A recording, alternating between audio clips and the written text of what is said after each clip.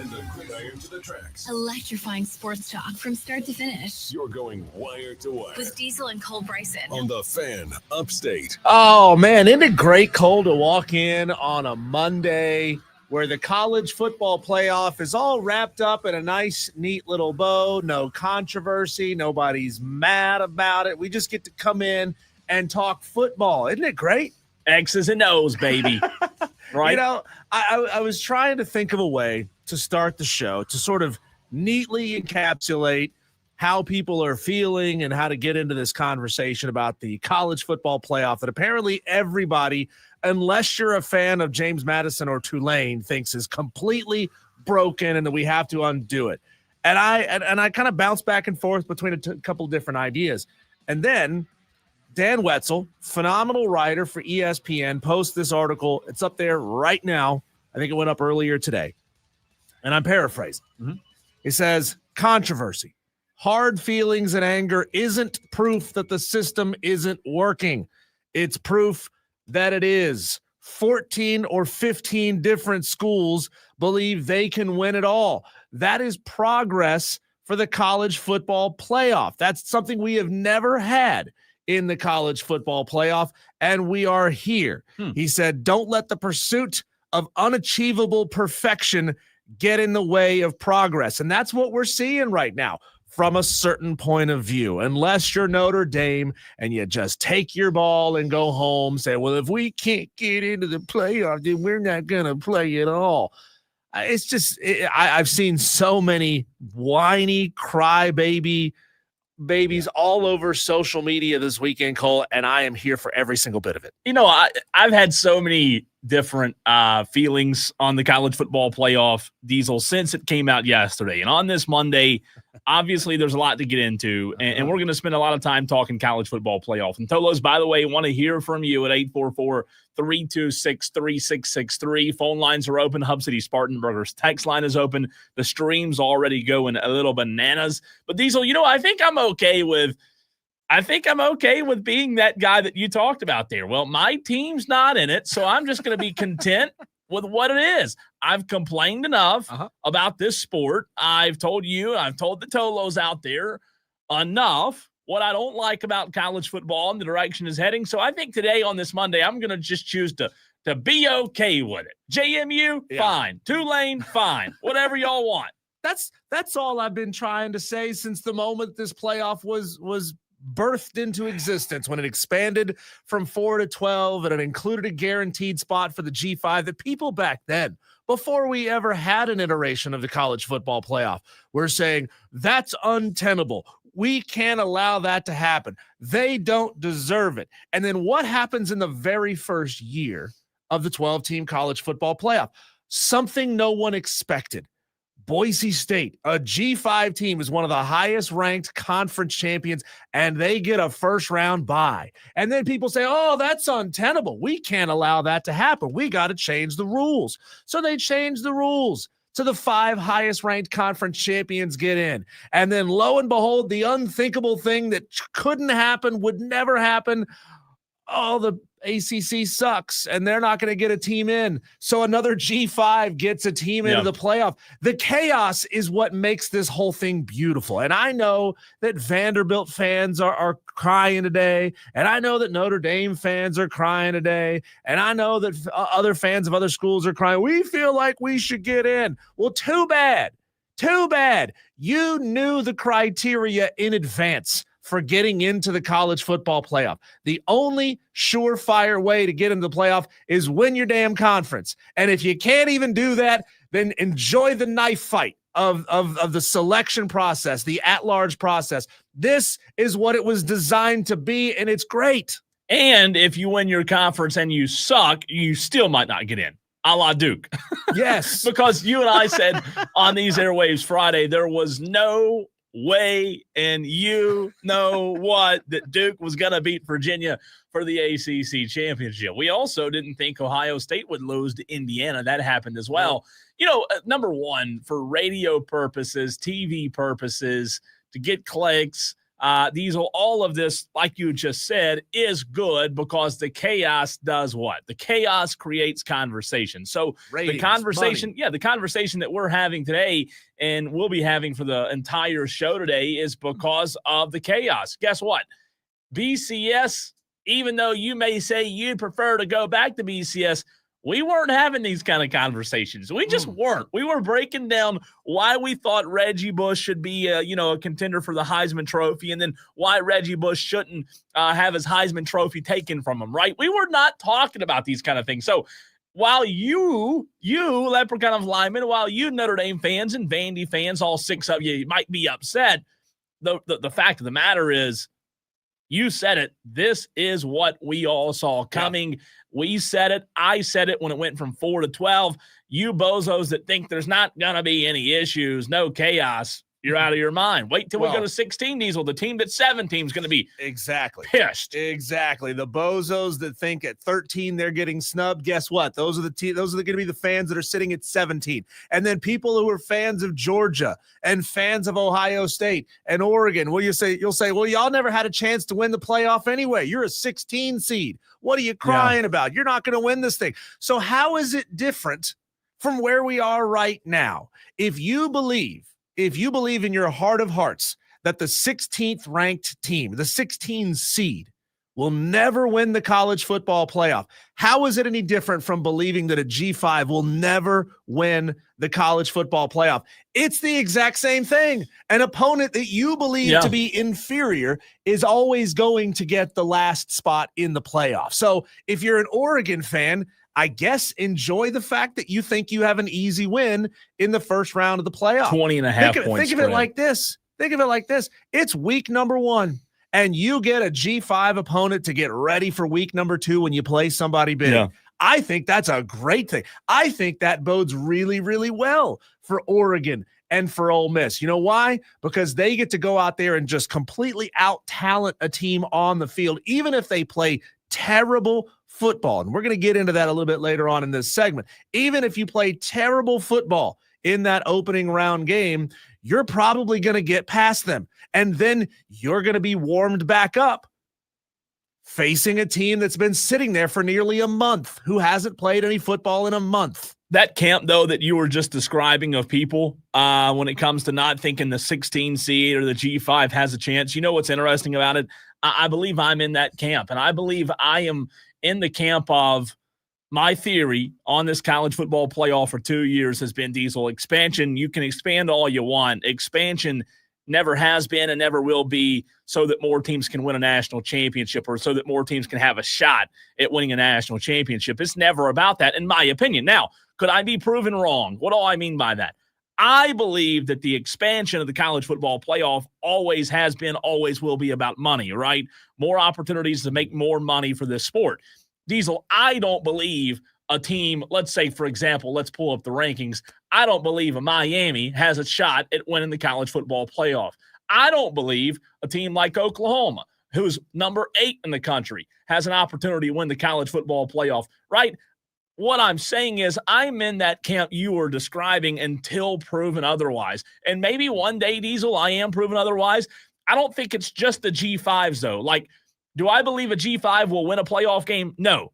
But I also don't believe the 7, 8, 9, 10, will win a playoff game either. We talked about that Friday. I feel like 6 and below have a chance to win a national championship. I don't believe the others are national championship contenders, Diesel. Well, here's what I like, and you may be right, and I've never argued the point that James Madison and Tulane should be in because they could win a game or they could go win the whole thing. Sure. That's why I have never, ever argued that point, because I know full well that the talent gap between Oregon and James Madison is gargantuan.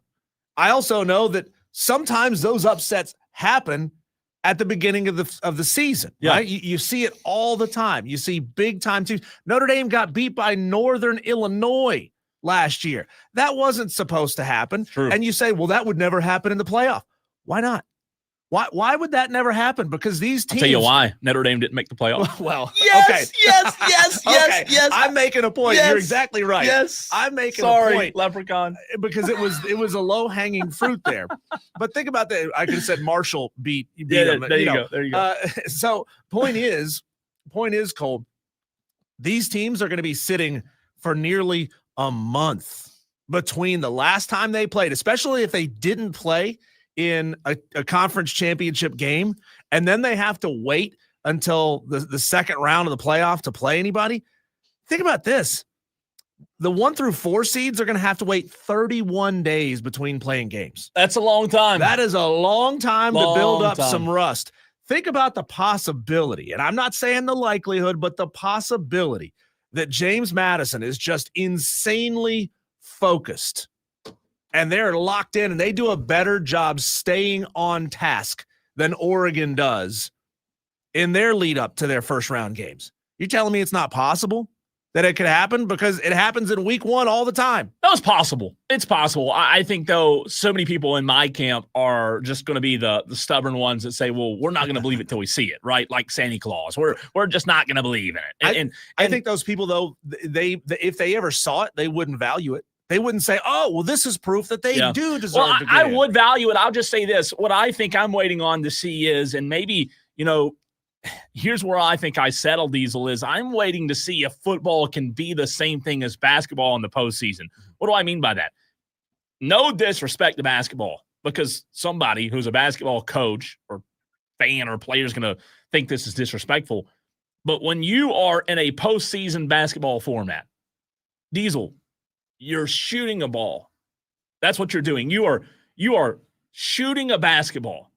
It is as much an individual game, not saying it's as individualized as golf, but you are shooting a basketball. So much of what you do individually impacts the game. If I have a bad game in a March Madness tournament game, Diesel, guess what? If I have a bad game, I can cause you to lose. I can cause our team to lose if I have a bad game. Mm-hmm. I'm not saying that can't happen in football where it's more of a team sport. All I'm saying is football doesn't, in my opinion, set itself up in a way where 1 or 2 guys, rusty, coming off of a 30-day rest period like you talked about, present the opportunity. Now, will it ever happen? I think so. I think at some point, whether it's JMU or whoever it might be, I'm not saying I don't think it will happen, but I just think we sometimes forget that basketball is just a different sport, Well, you're right. And there's such a small sample size with the college football playoff in that most years, one G5 team is going to get in. And so you get one opportunity per season to make that happen. That's true. In the NCAA tournament, you got 32 first-round games. Yeah. And if you want to talk about major upsets, you're talking about 8 times, maybe 10, 12 opportunities per season. So it's much more likely to happen just because you got a bigger sample size and more opportunities every single year. As for those whiny crybabies in South Bend, Indiana, just shut the hell up. I don't want to hear it. Oh, well, we were in all the way leading up to the Final One, so we shouldn't have any until we get to this. Stop. You knew the rules in advance. Go win a conference championship game and you're in. But y'all's punk asses won't join a conference, even when the Big Ten is right there, even when you've had this agreement with the ACC that is ripe for the picking. Mm-hmm. Come on. If Notre Dame would just join the friggin' ACC, they would probably run roughshod over that conference and have a very, very, very good chance of winning it in most seasons. It'd probably be, this season notwithstanding, Clemson, Notre Dame for the ACC championship year in and year out for the foreseeable future. You would have an opportunity right there in front of you, but you won't do it. Go ahead and join a conference already. You've had your cake and ate it too for long enough. You're entitled. You're privileged. You believe that wearing that golden helmet should get you into the playoff, even though you never ever have to play in a conference championship game ever. And I'm tired of it. You've been privileged for far too long. And Paul Feinbaum today, Cole, said that Notre Dame is quickly becoming the worst fan base in college football and telling them to shut up already. Pete Beviacqua, the biggest whiner of them all, right? The Notre Dame athletic director, Diesel. Are you kidding me? The ACC has caused permanent damage. I mean, what? I just don't know how we're going to get past this. I'm with you. Here's where I stand on it. I don't know if anybody, and I think it's this one-sided, Diesel. I don't know if anybody that's not a Notre Dame fan actually believes Notre Dame got shafted. I think the only people, like Leprechaun of Lyman. Yeah. Leprechaun of Lyman, I love you, but you have zero argument. You just don't. Like, you don't, to Diesel's point, you don't play the conference. You lost to Miami head-to-head, and you and Madcraft had that wonderful debate on Friday. And I said it on the airwaves Friday. I said it on this show. If we are getting away, Diesel, from a world in which head-to-head doesn't matter, we've lost what we're doing. Yeah. Head-to-head matters. And look, we can have the JMU Tulane conversation all you want, but I am very, very glad the committee said, you know what? We can't screw this up. Miami, was it week 1? Sure. Miami beat Notre Dame head-to-head. Sorry, Notre Dame. You all this complaining and crying, it just makes you look pathetic. Hey, you have no quality. And you said Vanderbilt. You brought up Vanderbilt. You're in the same boat. You have no quality wins. I'm sorry. You beat nobodies. You're not in the conference. You lost to Miami. You should have beat Miami. If you beat Miami, you're in. Texas, you beat Florida, you're in. Wham. I'm over it. Yeah, we had the cold efficiency of the BCS that spit out the numbers. Here are the best 2 teams. Go play for a national championship. And people decided that wasn't good enough. We needed to add opinion and the human element into this thing. And this is what happens. You're not going to get your way every single year. And the sad part is Notre Dame could have gone out there on the field one more time in a bowl game and proved why they deserved to be in. Go out there and beat somebody 49-0. Prove it. Instead, you all did that scene from Rudy where you drop your jerseys off on the coach's desk one by one and said, well, I'm just not going to play. Get out of here. Unbelievable. That is unbelievably soft. That is unbelievably pathetic. I would expect more from, by God, Notre Dame. Yeah. I mean, y'all are steeped in tradition, and all it took was one time being left out of a playoff, and y'all said, well, we're just going to take our ball and go home. Pete, what did he say? We were mystified by the actions of the conference to attack their biggest, really, partner in football and member of their conference and 24 of our keyword here, Diesel, other sports. Other sports, he told Dan Patrick this morning. You heard that other word? That's a key word there. 24 of our other sports. Well, guess what, Pete?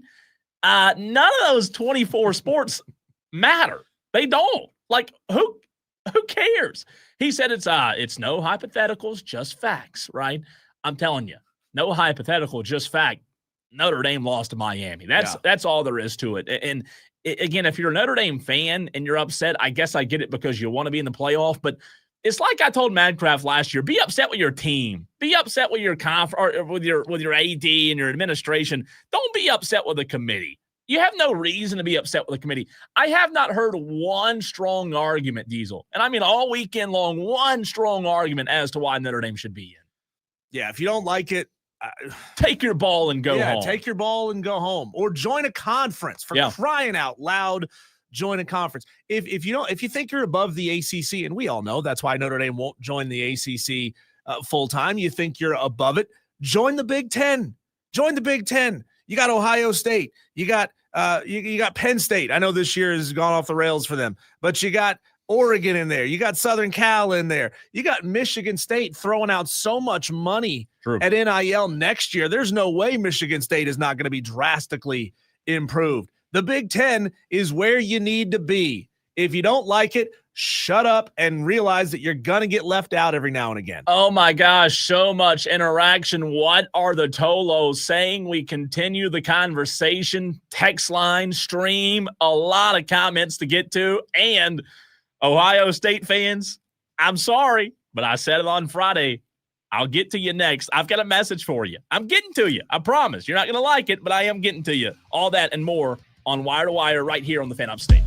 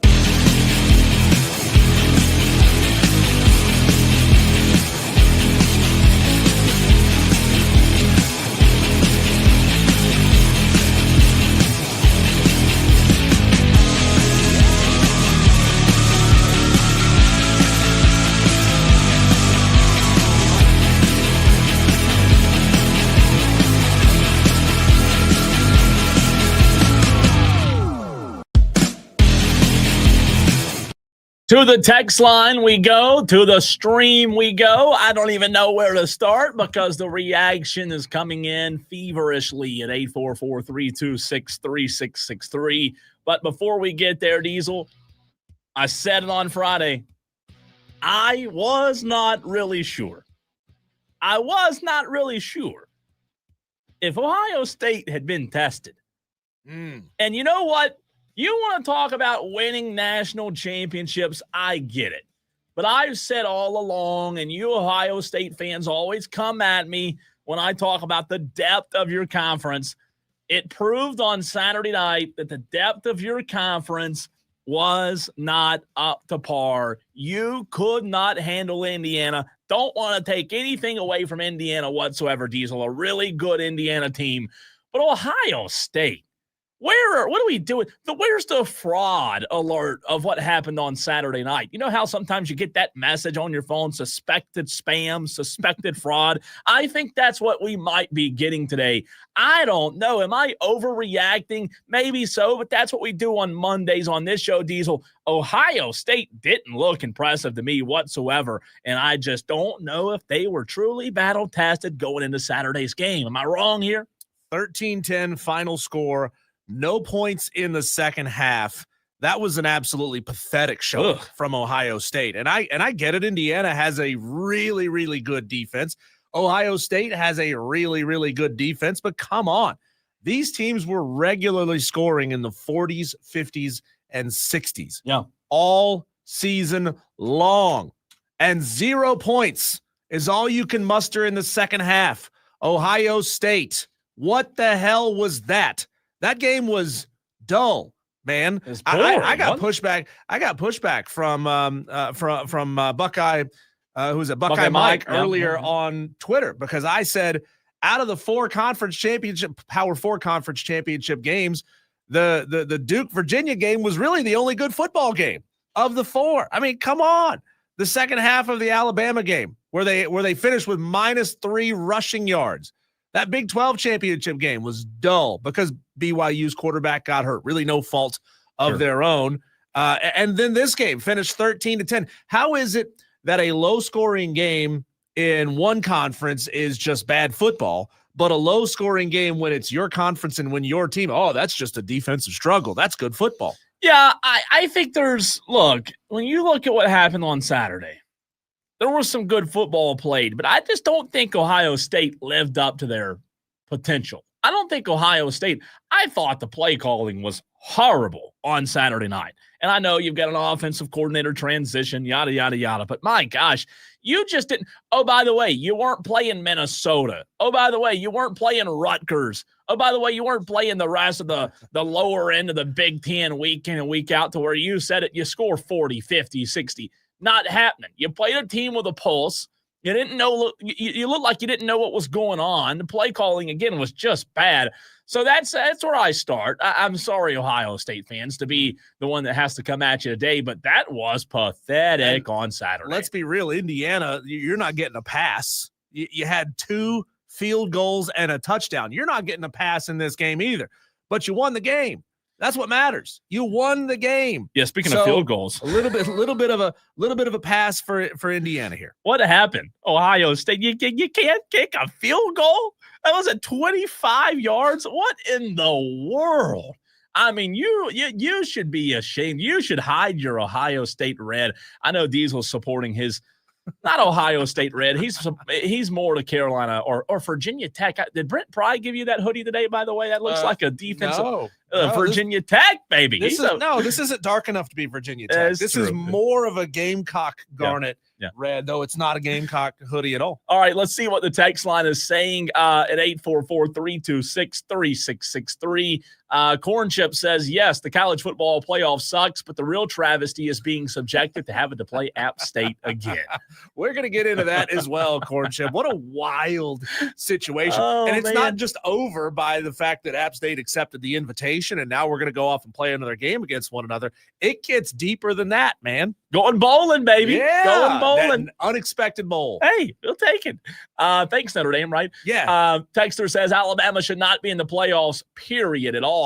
3 yards rushing, blowed out in the championship game. Texter, here's where I am on Bama from the 2-3-0.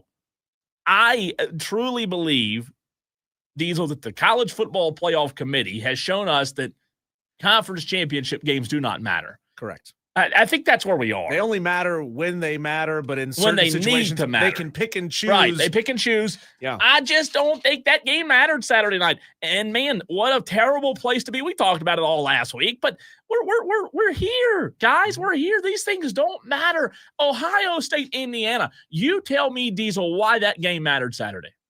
It didn't. Both teams are still what, 1-2? 1-2. The game didn't matter. Which I think is garbage also. Why did Georgia, after winning in the SEC championship game, dominating an Alabama team that you thought was so good that losing didn't push them out? Yeah. Losing in that fashion didn't push them out. But that doesn't jump them over a team like Ohio State that only scored 10 points in their conference championship game? Come on. The fact of the matter is they were viewing Alabama as a 2-loss team, right? And then you say, okay, you can't punish Alabama for losing the conference championship game. That's what happened, plain and simple. That's where we are. Bama was 10-2. They lost the conference championship game, but there's no punishment there. They made it. You can't punish a team for losing the conference championship, so essentially it did not matter. That's where I am on Bama. Do I think Bama can win the whole thing? No, not really. I think they're talented. I like Ty Simpson a lot. Bama can't run the ball. There's an issue there. I don't think they can win the whole thing, but I do find myself going back and forth on whether I think they're deserving to be in. If you had to just ballpark off the top of your head, I'm not thinking about specific teams here. How many teams do you genuinely believe on a year in, year out basis, put into a 12-team format, can go win the national championship? Yeah, 4. The rest are just cannon fodder. That's 4. all this is. I've been saying that the whole time. 4 candidates, 4 legitimate candidates, and 8 cannon fodder. Hey, every now and then, maybe 5. Right. Every now and then, maybe 5, but not. No, that's where we've lost this thing, man. It's like, what are we doing here? If you're 6, 7, 8 through 10, you have warts. You have reasons why you're not up there in 1, 2, 3, and 4. You have warts. You're an incomplete team. You're a very, very good incomplete team, but you're still an incomplete team. Leprechaun of Lyman, he's buying into the hype so bad. He's buying into Pete Bavacqua, what he's saying. He's saying, why should we go play in a bowl game and help prop up ESPN for the ratings? Come on, dude. Sorry, Leprechaun. You're out. You're out, buddy. Keep on crying those Leprechaun tears. Keep them coming. Texter Diesel from the 809 says Notre Dame is out, but I have a hard time understanding how Miami passed them from last week to this week in the playoff rankings when both were idle. That comes from Bo. Well, Bo, that it's very simple. Last week's rankings, Bo, were not the final rankings. I know there was a mantra going around out there that they were. No. Yeah. That last week's rankings did not matter. We have to get over this idea that the committee bases this week's rankings off of what last week's rankings were. We have to get over this idea that because the committee chose to do this on a specific date that you've cherry-picked, that's what they always have to do. Precedent is not a rule. A precedent is not a bylaw. It's just precedent. It means it's what they've done before in a similar situation. So stop whining about precedent as if it's hard and fast rules, because if we have that many hard and fast rules, then this thing becomes a boring conversation and you get locked into a playoff 3 or 4 weeks before the playoff actually happens.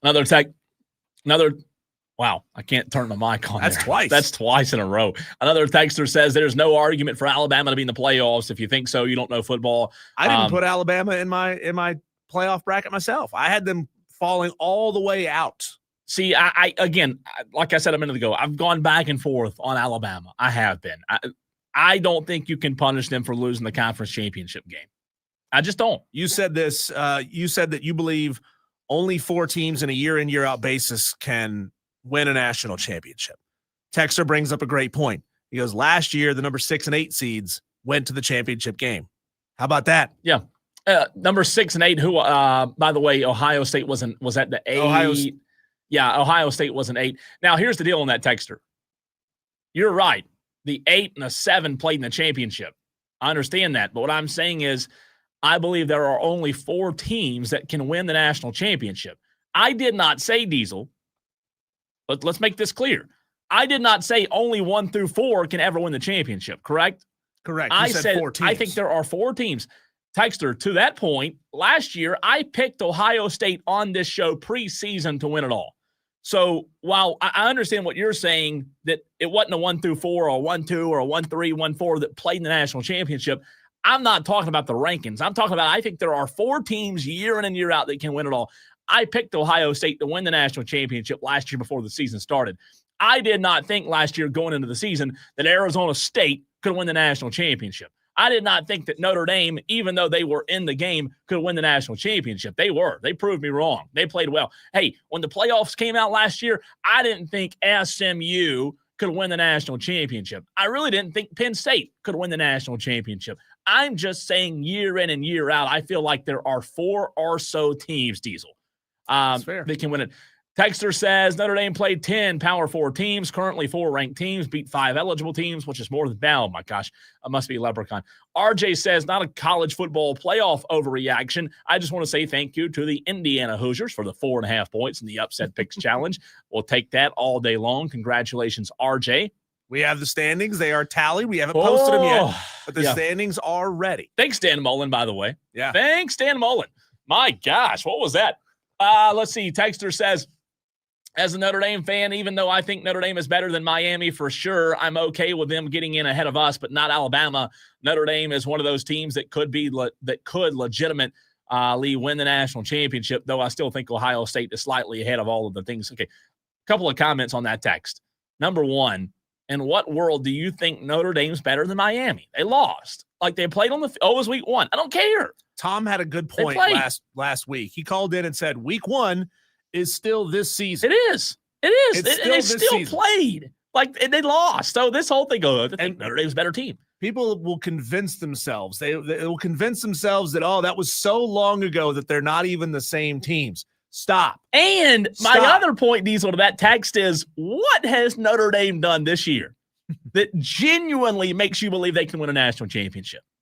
Genuinely. Have I watched every Notre Dame game? No.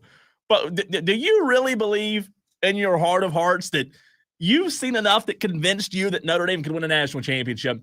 Brandon in Spartanburg says the 6 and the 8 met for the title last year only because the top seeds were reserved for conference title winners. That's a good point as well. Let's go to the phone lines. Delvin wants to get in at 844-326-3663. What's up, Delvin? What's up, guys? I want to talk about that AD talking about he mad that the ACC put the ACC team over Notre Dame. I'm sorry. You the one that want to join the ACC. If I'm ACC, if I'm doing football, I'll put my pants down, tell them kiss my, you know what? If you can leave if you want to leave. You can leave if you want to and go play with the Mountain West Conference and see y'all get in the NCAA and get a college football playoff when you play the Mountain West Conference. So don't know with them.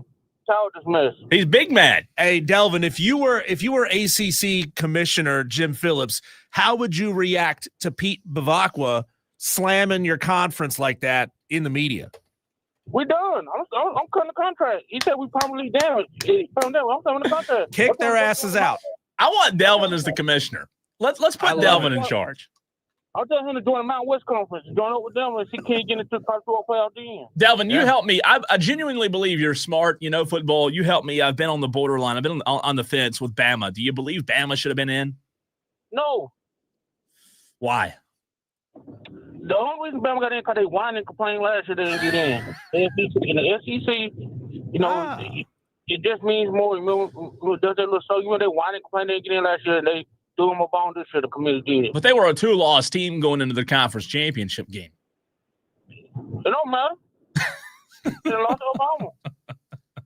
Delvin, you're the man. Thanks, Delvin. And they looked terrible against Georgia on Saturday. They did look bad. I think the committee definitely should hold that against them. I think they had it in their head all the whole time. I think they had it in their head made up, Diesel, that it did not matter what happened Saturday night in these conference championships. We talked about it. They have to matter. They have to matter. So, I mean, I don't know if that means restructuring conferences to get back down to 10. I don't know if that means having 20 team conferences with 2, sub-conferences of 10 inside of it. I don't know how you do it, but I don't think the answer is expanding the college football playoff. You can't add more of the problem to fix the problem. That's not going to do anything. It's not basketball. It's not. In basketball, Diesel, you have a conference tournament, right? Multiple teams get in, and yes, it holds weight in terms of what happens in the postseason, but it's just so different. It's a different sport.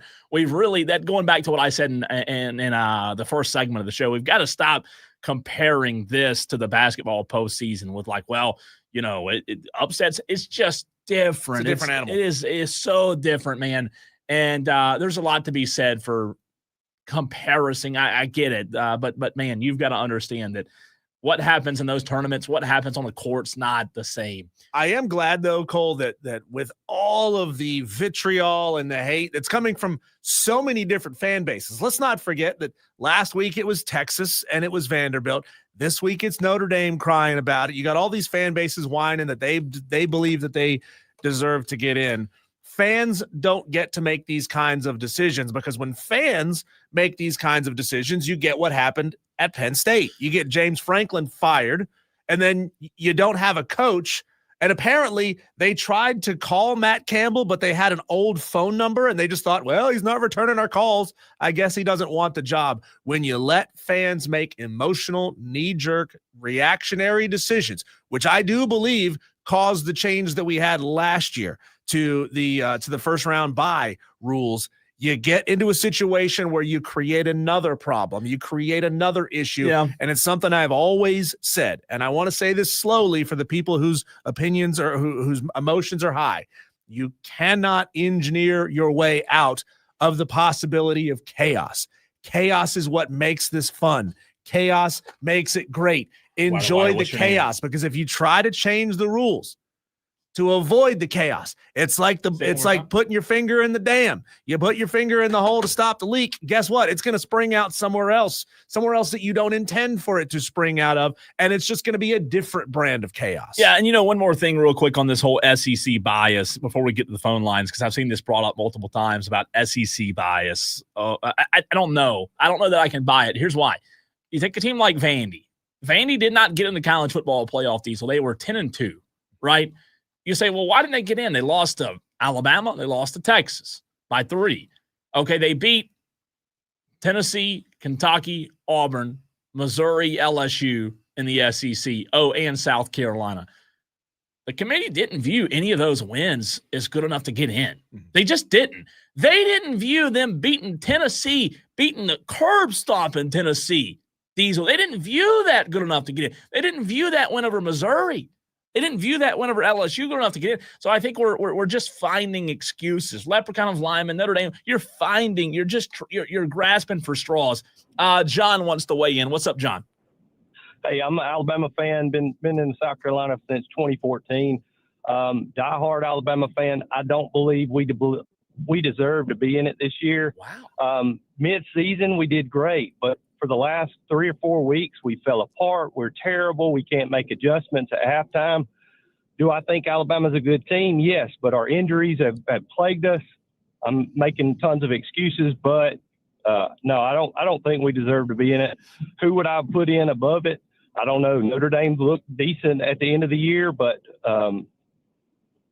that's I just wanted to tie in that. Hey, I appreciate that. Alabama fan. I respect it. Hey, John, there's lots of times in life where we luck out, get something we don't expect that we would get. Nobody's ever given it away. You're not giving it back. It's not like Alabama's calling somebody up and saying, well, I don't think we're good enough. Go ahead and give our spot to Notre Dame. You're in.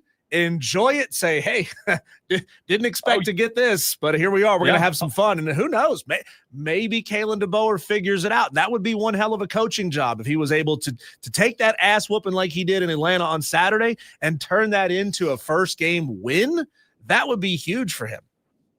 100%. I agree 100%. If they can take it and look at the Florida State game, they took the punch, they kept going. If they can take the punch from Saturday, hey, I'm going to be yelling Roll Tide the whole time. But, no matter what, love you guys. Appreciate you, John. Great phone call, by the way. And look at that. A level-headed fan. Man, first-time caller for John. Didn't think you'd hear that much. Level-headed fan. I love level-headed fans. I love it, love it, love it. By the way, we're going to get to more of it. If you want to get a phone call in and you hadn't had time, 4 o'clock you can. 5 o'clock you can, but Hey. not next. How come we haven't had anybody call in and say, how about them Cowboys this week? Well, they didn't play this weekend. Well, still. They didn't play. Still, Cowboys They fans didn't don't play. need to play They didn't to play. call in. They didn't play. Next. When we come back, our Daily Wires.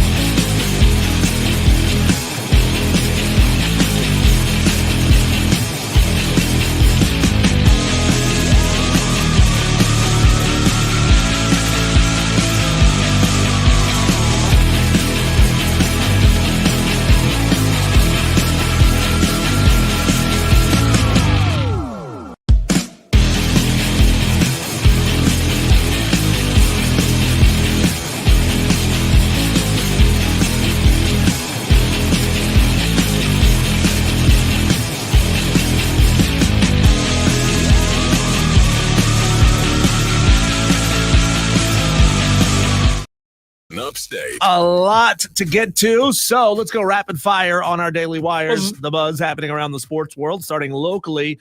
The Furman Paladins now 6-4 on the season after a tough start. They won 79-69 over Harvard on Saturday. Harvard Furman has won 3 of its last 4. The Wofford Terriers also 6-4 after a 73-52 loss to Elon on Saturday. So Elon beat both Wofford and Furman. Furman's playing good basketball. So I take that back. Didn't Furman beat Elon last week? Yeah, I think so.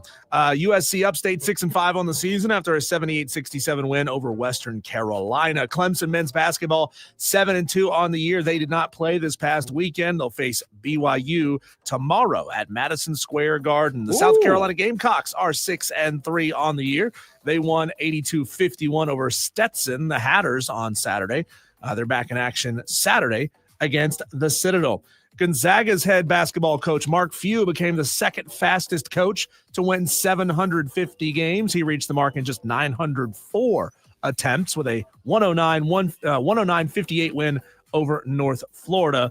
Coach Adolph Rupp achieved it in 902 games. So congratulations to Mark Few.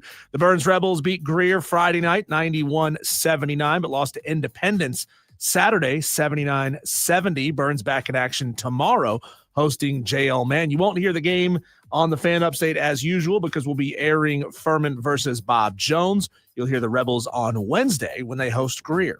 Bob Jones. Let's go beat Bob Jones Paladins. Let's go. Who likes Bob Jones? Daniel Jones. I wouldn't say that out loud, man. They'll come after you. Daniel Jones helped spark a massive turnaround in the Colts offense this season, but now he's going to be watching from the sidelines. He suffered a season-ending Achilles tear in the first quarter of Sunday's 36-19 loss to the Jaguars. He's set to undergo surgery. Hate to see that. You do. Ravens fans are irate after a fourth-quarter touchdown reception by Coastal Carolina product Isaiah Likely. It was overturned that could cost the Ravens the postseason. The play was originally called a touchdown. Looked like a touchdown to me. Looked like a touchdown to everybody, Diesel. I mean, I thought all you had to do was get a toe in. Then they said, well, now you got to take 3 steps. What's going on in the NFL refereeing? The Saints possibly helped the Carolina Panthers' playoff hopes a little bit after they defeated the Buccaneers yesterday. Bucs playoff probability is still 71%. Panthers probability 30%. Both teams share the same record. How about it, man? Yeah. Those Saints, man, they're awful, but they find a way to win games. You'll take it. The Carolina will play at New Orleans Sunday at 4:30. They'll host the Bucs next week at 1 o'clock, then the Seahawks, and then finish on the road at Tampa on January 4th. James Franklin this is a weird one, Cole, recently fired Virginia Tech head coach Brent Pry as his defensive coordinator. It's the wildest sports story ever. Hey, I know you just got fired, but you want to come back? Brent was James's DC at Penn State and co-DC at Vanderbilt. So they know each other well. I did hear, I don't know if this is a quote from Brent Pry, but people were just saying like, hey, you got to take a pay cut. You're still going to be making, 7 figures, and you don't have to move your family. Or, actually move your office down the hall. Yeah, that's my office. Just change offices. Yeah. Notre Dame has, we talked about this, has declined its bowl invitation after being snubbed from the CFP. Pete Bavacqua, the athletic director, said the team felt like it had the rug pulled out from under them, calling any rankings ahead of the final ones a farce and a total waste of time. Tragic. Iowa State and Kansas State have both also decided to skip their bowl games. They will owe their conference $500,000 each for declining their appearances. Iowa State went 8-4. Kansas State went 6-6. Both of these teams are losing their coaches this offseason. Clemson will play in the Bad Boys Mowers Pinstripe Bowl against Penn State on November 27th at noon in Yankee Stadium. I'm going to call this the Failure to Launch Bowl. Oh, don't do that. Yeah. Don't do that. A lot more to get to, but we're out of time, so let's move on. We'll get back to it. We are going to do our way too early now that it's all laid out there, Diesel. What do we think happens? We've reacted. College football playoff. What do we think happens? How do we see it playing out? That's next.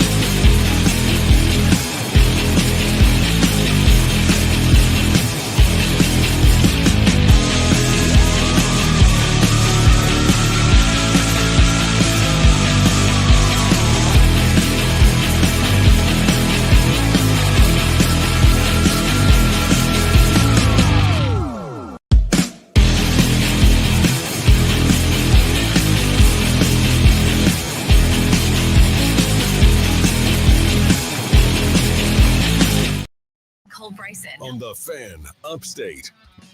Jake tweets the Fan Upstate and says you can't compare basketball postseason to football. It's just different. How? How is it different? And why does that mean a larger playoff bracket doesn't work? I hear this defense all the time, but nobody explains. Well, Jake, number one, appreciate you listening to the show. Appreciate the interaction as well.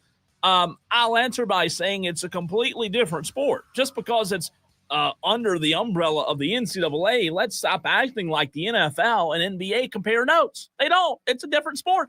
Roger Goodell's not sitting over there with, Adam Silver saying, well, what do you guys do in the post? No, it doesn't happen. It's a different sport. Therefore, the sport's postseason should operate entirely different. Just because it's under the same NCAA umbrella, we've got to get away from this whole thing of, you're just the Cinderella stories. You can, maybe I'm wrong one day, but the Cinderella stories, in my opinion, that's a basketball thing. Cinderellas don't happen in the sport of football. Like, do teams win Super Bowls that are Cinderellas? No. Every now and then a team can get hot and go on a run, Diesel, but you're not going to see this year's Saints team who's won 3 games get into the NFL playoffs and go win a Super Bowl. It's not happening. It's not basketball. You're not shooting a ball. If I shoot a ball enough, sometimes that ball will go in, sometimes it goes out. If I have a bad day, if you have a bad day, we can lose. It's just a different sport. So do you, Cole, believe that the G5 doesn't deserve a spot in the playoff? I do. You don't believe that? Okay. So yeah. So that's based on an opinion, a belief that an upset could and would never happen. Mm-hmm. So then why is an opinion that an upset could never happen, and that evidence of that would be my belief that team is going to get blown out? Why does that mean the G5 should be cut out of the playoff when last year Oregon got absolutely trounced by Ohio State in the playoff, when SMU got absolutely trounced by Penn State, when Tennessee got absolutely trounced by Ohio State? Isn't that proof that Tennessee should be banned from postseason play? Isn't that proof that, or from college football playoff play? Isn't that proof that Oregon is not a college football playoff contending program, so they shouldn't be allowed in either? Indiana got blown out last year by Notre Dame. Is that proof that Indiana shouldn't be let into the college football playoff? Because before this year, before Kurt Signetti got there, nobody believed that Indiana was the kind of program that could go win a college football playoff game. Look at them now. They're the number 1 overall seed. So see how dangerous this opinion that it can never happen actually is? I think it's proof that what I said in the last hour of the show remains to be true. There are only 4 or 5 teams that can win it all. We expand the playoff and we imagine that, we're going to add more teams. They're going to have a chance. No, at the end of the day, winning a championship, building a championship roster is hard. It's hard to win a national championship. Just because we let more teams in doesn't mean that the Tennessees of the world, they got blown out by Ohio State last year. You said it, right? After not playing in the SEC championship game. It doesn't mean that we should all of a sudden imagine that these teams can actually win it all. I think it proves that there are only a handful of teams year in and year out that can win the whole thing. Hey, if it was up to me, I would shrink the playoff back down to 4. Me too. I would shrink it to 4. I would at most have it at 8. I don't think that there needs to be a play-in scenario. I don't believe that anybody should get preferential treatment or buys going in, even though that, we have seen over multiple sports for multiple years that getting that bye, having that extra rest is actually detrimental. How many times have we watched playoff games in the past couple of years where we've said, these teams don't look really good for the first half? Yeah. It's because they've sat for a month. They hadn't played. Look, I may be wrong. And the rust factor is a real factor. There's no question. I admit that. But I also believe, Diesel, that there's just something to be said about 11 versus 11. In a sport where there's so much balance and imbalance in terms of who's got the most money to spend on the roster, it didn't matter if Ohio State's team from last year sat out 2 months. There wasn't a team in the country that could beat them. It didn't matter. They had the most – Kevin Durant, Golden State Warriors team with Steph Curry. It didn't matter if those teams were off 3 weeks. At the end of the day, 9 times out of 10, the talent's still going to overcome the teams that are less talented. A lot of interaction. Tolo's phone lines are open. Hub City Spartanburgers text line open as well. 844-326-3663. We are going to get to how we see the college football playing out. Maybe. Are we going to get there? We'll see. I hope. The conversation what's your name? is furious here, and I absolutely love it. And I'm going back and forth with Einlander on YouTube. I appreciate the banter, man. It's fun to go back and forth about this kind of stuff. All we ask, and this is like the easiest. Today's radio show is the easiest radio show in the history of sports radio. Just so you Tolos know, we want this every day. We want this kind of interaction every single day because it's fun. I'm Diesel. I cannot tell you how many times somebody out there in the community, whatever, asks, well, what's your favorite part about doing sports radio? And I tell them every single time, the interaction with the listeners. That's my favorite part. And today's show, are you kidding me? It's been absolutely incredible because of we can't even get to all the text messages. Let's do this every single day, Tolos. Matt wants to weigh in. Matt is an Ohio State fan, right, Matt? Yeah, I've called in before. I just wanted to tell you guys that, yes, I was at the game Saturday in Indianapolis. No way. Ohio State, Ohio State got manhandled up front. They, Sayin had been sacked, I think, 4 times all year. He went down 5 times in the first half. And you were right. There were some, and I'm not one of those Fire Ryan Day guys, but there were some calls in the first half, especially in the red zone, that were inexplicable to me. But I don't know. I think we'll be all right. Maybe we'll play mad like we did in the playoff last year. I wanted to talk about the playoff, though. I think where people struggle is they start to look at the teams that are in there and they think, well, my team could beat that team. Would Alabama beat James Madison? Probably. Would Alabama beat Tulane? Probably. Would Notre Dame? Probably. Would Texas? Probably. So I think, that's where people struggle. They tend to make it, well, my team is better than this team that made it. And really, though, guys, if we wanted to, we could talk about the hypocrisy in the NCAA and college athletics. I was watching a game earlier this year, and it was the ACC. Remember what that stands for? Athletic Coast Conference. And I believe it was Stanford and Cal, if I'm not mistaken. I can't remember the 2 teams, but they were about as far away from the Atlantic coast as you could get. So you guys are right on it. It's all about money. It's all about, playing the games. But the one thing that I'll say is if it's about money, wouldn't it make more sense for Texas or Notre Dame or someone like that to be in and not a Tulane and not it would. I think Madison? Yeah, and maybe and that's a great point. I think it would. Matt, Diesel, I think we're kind of at the point where the teacher told everybody in recess that, hey, little Johnny better be on that freaking kickball team. And I don't want to come out there after my lunch break and see little Johnny not on that kickball team. If I do, you're all in trouble. I know little John, he better be on that kickball team if I walk outside. And no disrespect to those guys. It's just what it feels like. Well, and I think the argument is, okay, what does James Madison have to play for if they're not going to be included in the playoff? Or what does the Tulane have to play for? You can talk about this mid-majors, but the reality is, in college football today, you're either a top, 25 program or you're not. And, I get that there's got to be something, some kind of incentive for those players, but I just, if this was done to out of a sense of fairness or a sense of creating parity, it ain't working. I do fully believe, Matt, that the rules will change after this season to prevent this from happening again. I don't know if that means an official barring of the group of 5 from being in the playoff. Again, we have exactly 1 game of sample size, and people are basing all this opinion off of 1 game sample size. That would be the Boise State appearance last year. I do believe that that's going to change. I do believe that the G5 will be cut out entirely. I do believe that will result in lawsuits that will say, hey, we're in the same division. You want to play us. You want to hire our coaches away. You want to raid our rosters at will whenever you want to, but you don't want to include us in the postseason. Like, there are going to be lawsuits over this. And hey, they may say, the power conferences may say, hey, we're willing to take on those lawsuits because we're the power conferences and we have all the money in the world. And by the way, thanks for the call, Matt. Really thank good you, call. Matt. I do think that the rules are going to change to prevent this from, because people will just feel better about it. So if it makes you feel better to watch Vanderbilt get their teeth kicked in against Ohio State rather than seeing Tulane get their teeth kicked in by Ohio State or whoever the matchups are going to be on a year in, year out basis.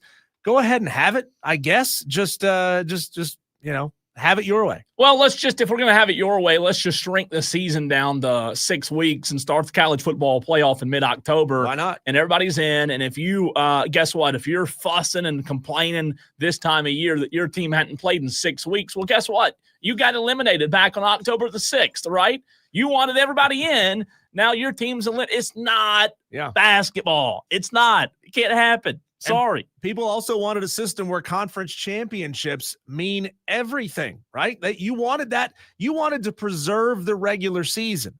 This is how you preserved the regular season, by making conference championships the only surefire, lockable way to ensure that you're going to get into the playoff. And so you had to make a system that makes conference championships, which are insanely messy, the way that you get in.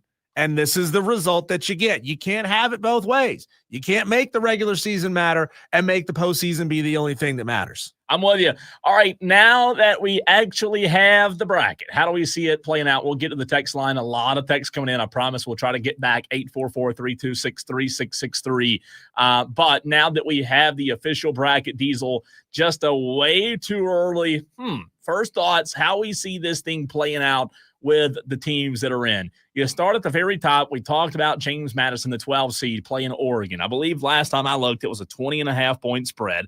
I think for the most part, just about everybody believes that Oregon's going to win this game and win it handedly, which would set up the Oregon-Texas Tech matchup, which could be a really good game on January 1st at noon. So you're probably going to get Oregon-Texas Tech, and then you have Alabama-Oklahoma, a rematch. This one's a home game for Oklahoma, right? The winner will play Indiana, which I think would be an incredible – I love this portion of the bracket. Indiana gets a bye, and so does Texas Tech. 9-8 Oklahoma, Alabama, a rematch in Norman. Are you any way, shape, or form feeling that this thing could – going back to what the caller said, Diesel, the caller said in hour number one, that Bama could turn this thing around after some time off and put together a little run here? I think it's possible. I'm going to go back and look and see. They played earlier in the season, and Oklahoma won that football game 23-21. A really good football team. Close game. A really good football game. Yeah. To me, I'd say this is another coin flip. I think Alabama comes into this game angry, has a very good chance to win.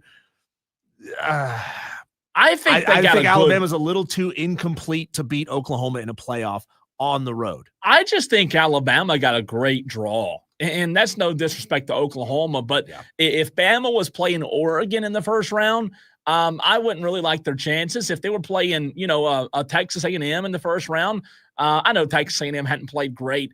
I think this is a really good draw for Alabama. And look, you said it when the caller called in the first hour about, hey, we're in, see if we can go on a run. You beat Oklahoma, and then, you have to go play Indiana, but you never know. You never know. And I think this is a good spot. Tulane Diesel will be play at Ole Miss. Ole Miss is favored by 17.5 points. I just don't know that this will be, no disrespect, a watchable game. Maybe it is because of the newness factor with Lane Kiffin leaving Ole Miss, and maybe they forget where the play charts are in the locker room, and I don't know. Well, Charlie Weiss maybe forgets how to call plays. We hadn't even had the opportunity to talk about that game, but I think Tulane is thanking their lucky stars that they had the refs on their side in that game against North Texas. There were two awful calls that netted Tulane 14 points. Guess what? They won by 13 points. Otherwise, could have or should have lost that football game. Again, I argued in the first segment that being in those 6 and 5 spots where you play James Madison or Tulane's probably the best spot to be, because you get a game, you get a warm-up game again before you have to go face. I don't like Georgia being in as the 3 seed because I don't like them rematching against Ole Miss. Yeah. I would have put Georgia at 2 so that they would be playing the winner of Miami, Texas A&M, 2 teams that they didn't play this year. So that's how I would have done it. If this is just a made-for-TV product, then why not give us matchups that we haven't seen this year, right? Yeah, I'm with you. And by the way, Tolos, we are going to have to cut calls short this break because we have a guest coming up here in just a few minutes. 5 o'clock, though, we will open the phone lines back up. So phone lines wide open at 5 o'clock for Overreaction Monday. Save your thoughts for then. It is going to be an SEC rematch. You're right. Ole Miss, Georgia, second round in the Sugar Bowl, Diesel. So you'll have a SEC matchup in the first round with Bama, Oklahoma. You'll have an SEC matchup in the second round with Georgia and Ole Miss, possibly third round if Bama. I mean, you could see more SEC rematches. And then Miami, the 10, playing Texas A&M. Texas A&M Diesel favored by 4 points right now. This game, again, December 20th at noon. It will be at Texas A&M. Here's where I am on this one. Miami, you got in, right? Congratulations. If you want to look like you know what you're talking about, you better not, and I mean better not, go down there to College Station and lay a giant egg. That would be the worst thing, because then we'd be saying, well, Notre Dame, no, maybe Diesel, Notre Dame should. That's the thing you don't want to do if you're Miami. I think you've got to show up and at least keep it competitive. I don't think they win, though. You got the opportunity. You better do something with it. If you look terrible, then it will be held against you next year. People will say, oh, Notre Dame should have been in this thing. Notre Dame would have beat Texas A&M if they had a second rematch. Look how close that game was. You cannot screw this up. Easiest path, according to you, according to the Tolos at 844-FAN phone, I think I like Indiana's path being the one. Oklahoma and Bama are both beatable. Texas Tech, they have a high-powered offense that I would worry about if they get past Oregon. I like Georgia's draw. I do like that one a lot, too. Because, Ole Miss, they're good, but Kirby's going to have all that. You're giving Kirby, a month to prepare? Diesel, tell me right now today, serious question. Today is December the 8th. Georgia doesn't play till January the 1st. That's almost a month. Do you, any ounce of you believe that they are considering to? No. Are they prepping at all for Tulane? No, they are not. Kirby Smart will have an entire month to prepare for Ole Miss. And you don't have your head coach. You got an OC currently running the offense. You got your DC just hired on in his second game as head coach. I don't love Ohio State's draw. I don't love their path. I think if A&M beats Miami and A&M starts to play better like they did, throughout the majority of the season, A&M could give them trouble. I'm just not convinced that Ohio State offensively can keep up. Maybe we're wrong there, but I think I like Indiana's path. You got to get past Texas Tech, but you only have to win 2 games, Diesel, and you're in the national championship in Miami. I can make you a guarantee, Cole. Everybody whining and crying saying the playoff sucks today, or saying that it's going to suck. They're going to be saying the same thing about some of these matchups that involve Power 4 on Power 4 teams. Yeah. This matchup sucked. This game sucked. We shouldn't have had these teams in happened last year. Yeah. People are emotional, and they can never be convinced otherwise. True. Let's run off to break and change the subject in the very next segment. We're going to talk Clemson football. Their draw in bowl season has been announced, and we'll talk about it with Grayson, Mann of TigerNet.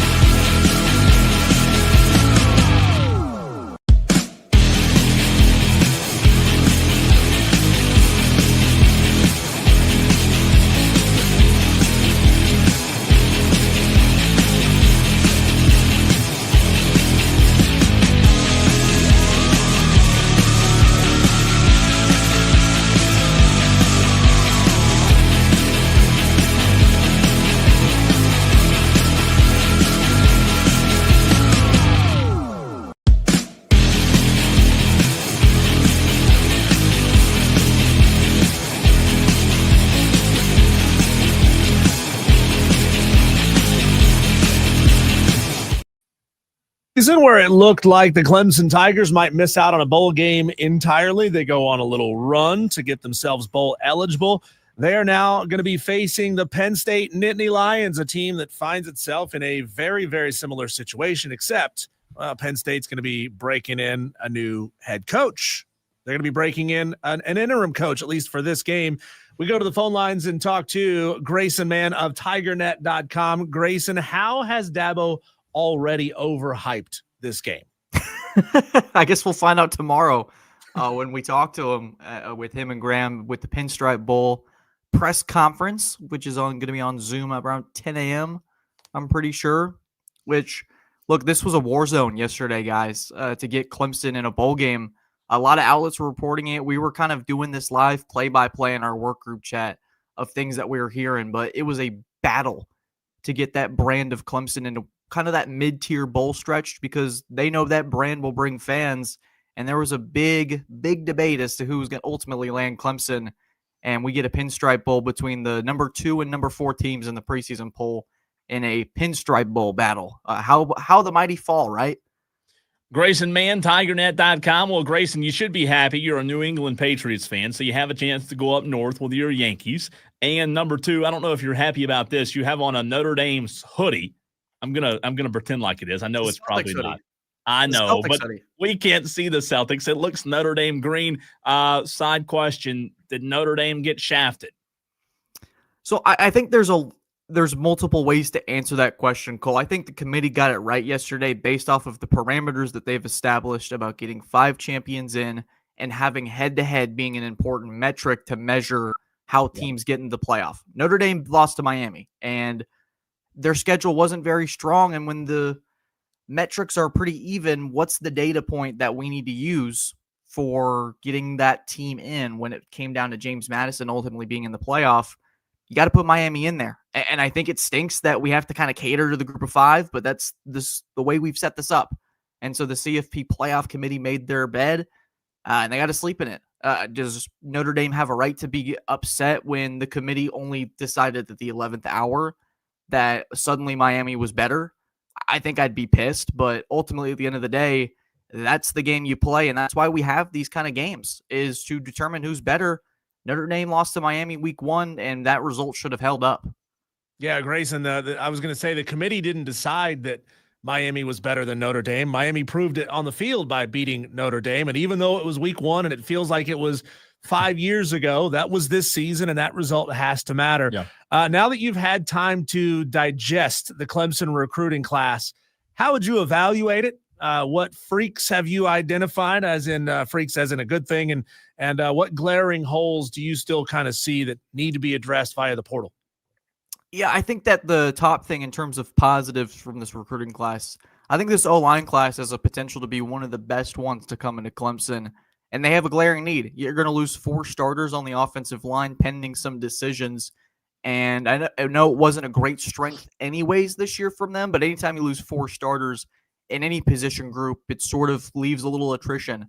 And so for this freshman class, should they choose to trust them this early, I think they have an opportunity to contribute early. I really like Naeem Burrows, receiver from Jacksonville. I think he's a guy that had a lot of interest. Florida was spoken at the door consistently for months before Clemson ended up putting pen to paper.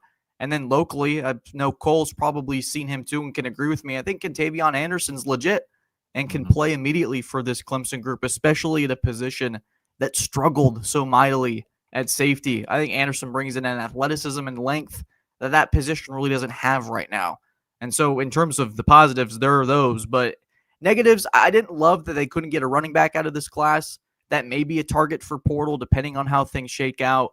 I think that the depth could certainly be bolstered. You'd like a little bit of a 1-2 punch. You didn't really get a lot from Gideon Davidson to warrant, oh yeah, that guy could be a 95% snap carrier in 2026. So that's an area I target. We could go all long a day, but for a team that went 7-5, shoot, they could use everybody at every position, to be completely honest with you. Grayson, what are you concerned of running back for? They've got plenty of receivers. You just got to move a receiver over running back. What's your concern? I mean, I'm lost here.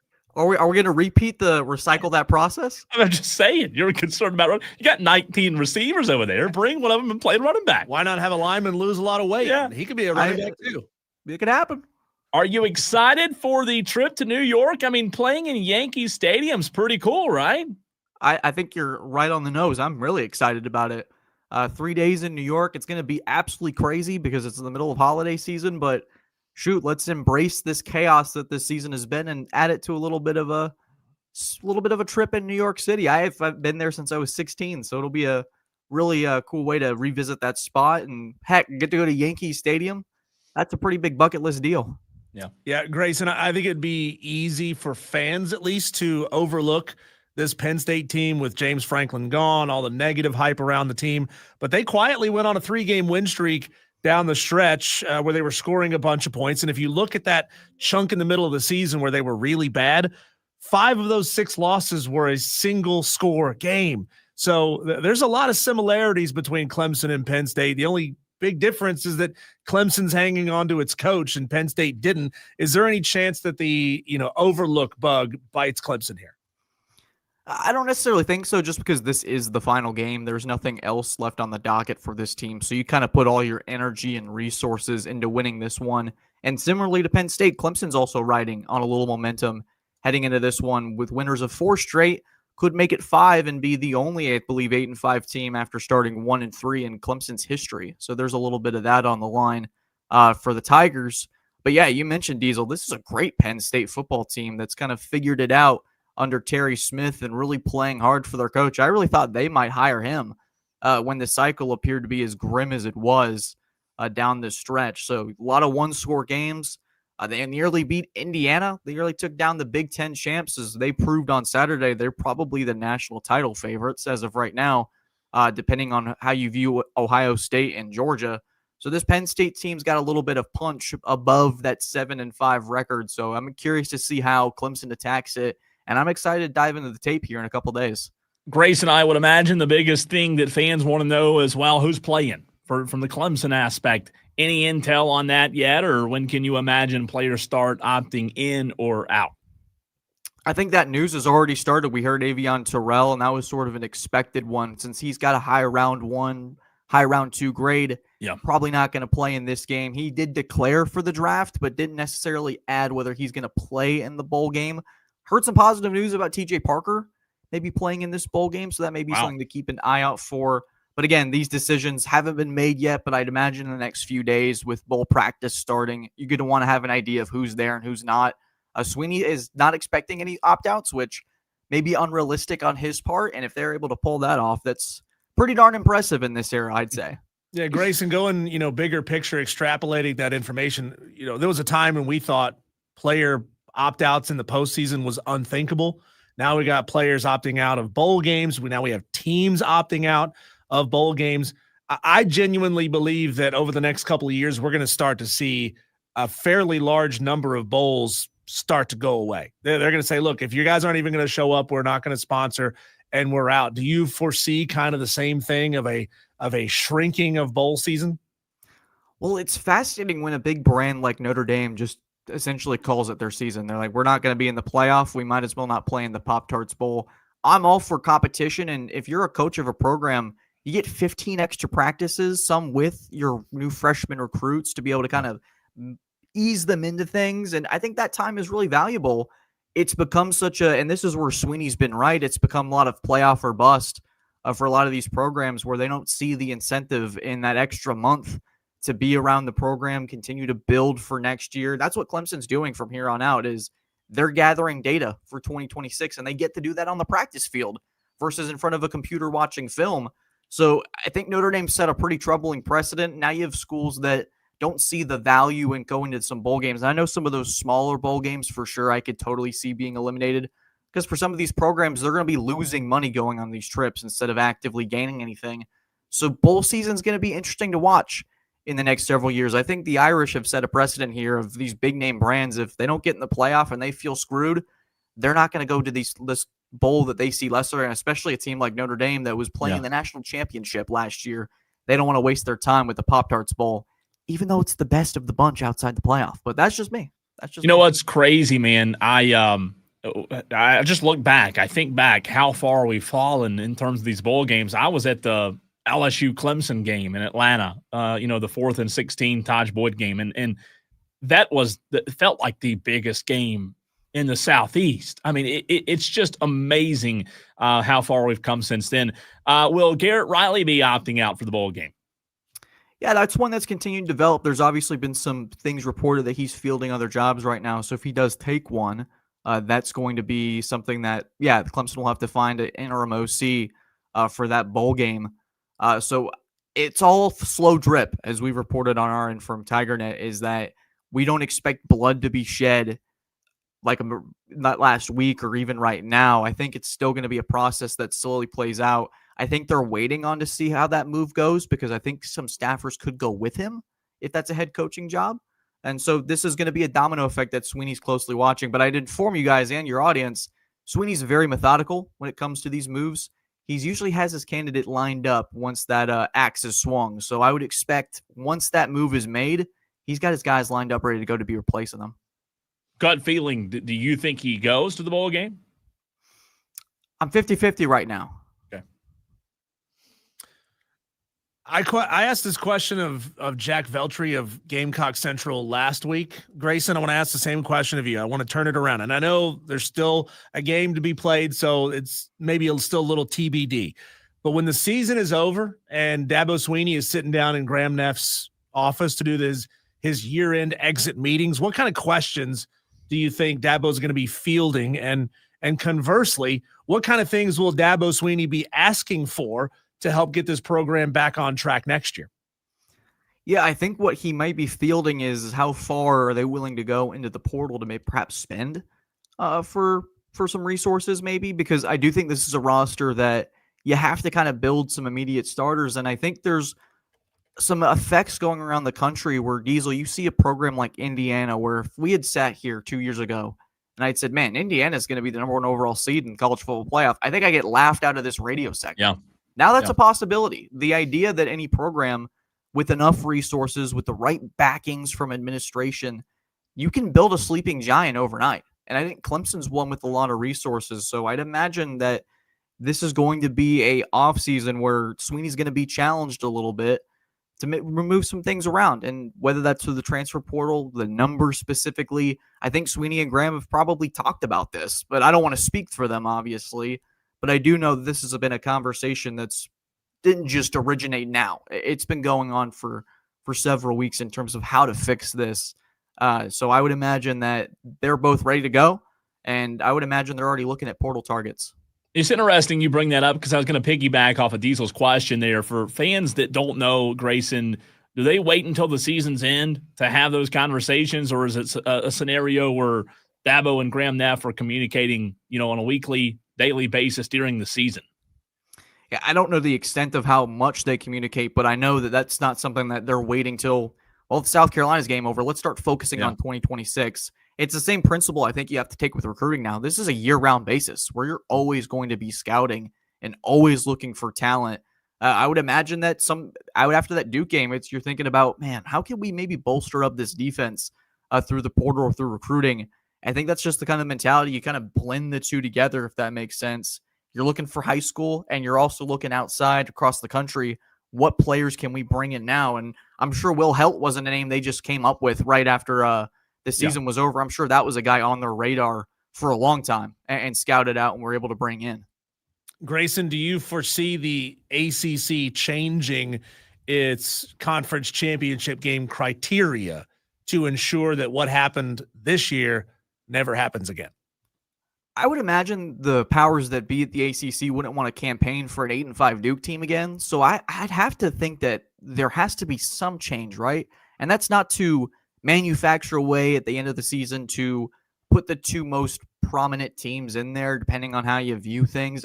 I just think they got to find a way to fine-tune their requirements a little bit. Maybe you put the playoff ranking as the top basis for who goes to Charlotte. So if Miami and Virginia, who were the top two teams in the ACC in terms of the ranking, that's who goes to Charlotte. And because if you're going to be the highest rated CFP teams, it's more likely than not that you're at top those ACC standings anyways. It just came down to conference win percentage. And that's because Duke played easier teams at the end of the day than Miami did within the ACC. And that includes Clemson as part of that win percentage at the time. So the ACC system is a little bit flawed right now, and so I think that they're going to probably be trying to figure out ways to fix that for sure. Grayson, my last question for you. What do you anticipate? How do you anticipate or gauge the fan excitement for the bowl game coming up? I think there's a lot of excitement. You always have this final hurrah for fan bases. I know that you kind of roll your eyes and, it's the Pinstripe Bowl when the playoffs were the expectation, but I think this is a group that's riding some momentum, and so that's that last chance to maybe see this group, last chance to see a few players, and so there's kind of that celebration at the end of the day. And Penn State's a big brand, so there's going to be a lot of eyes on this one. And at Yankee Stadium, there's a little bit of a sports aura to it in that sense of bucket list. This is unique. And so maybe if Clemson was playing in the Birmingham Bowl, people wouldn't care, but Clemson's playing at one of the best venues in sports history. Let's see how this goes. Grayson, how did you react watching the ACC championship game and seeing just abysmal attendance, 41,000? That's a good G5 game. Yeah, I think I tweeted out, it was about 20 minutes to kick, and I was like, this looks like it's half full of a stadium. It looked pretty embarrassing. And so for a group that I understand Virginia and Duke aren't necessarily football powers, but Duke's right in Charlotte's backyard. It's not a far drive. So I just imagine that you'd be able to make that work somehow, some way. But I think at the end of the day, if you're the ACC and you had Clemson and Miami playing in that championship game, that stadium's probably pretty full. So it's just a matter of the brand name and recognition. It's a little bit tougher in this conference to gather that attention when it's not basketball season. Grayson, you're the best, man. As always, appreciate the heck out of you, and we'll continue to talk to you soon, man. I appreciate you guys. Take care. Absolutely. Grayson Mann, TigerNet.com. If you missed any of that, you can go back and find it on the free Odyssey app in the chapters feature. It will be labeled with Grayson Mann's name. Diesel, a Christmas question I have for you and the Tolos next.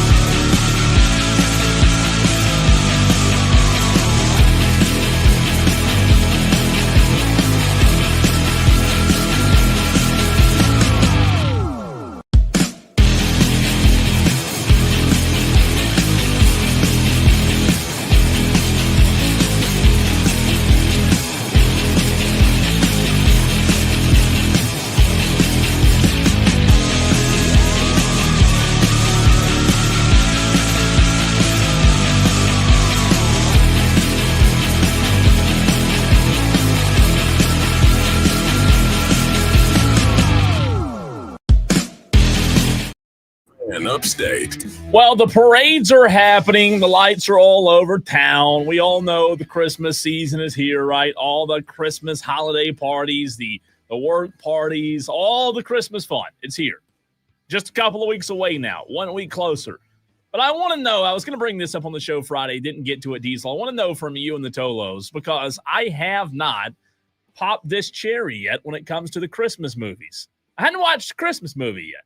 Not yet in 2025. I'm just thinking, have I want to?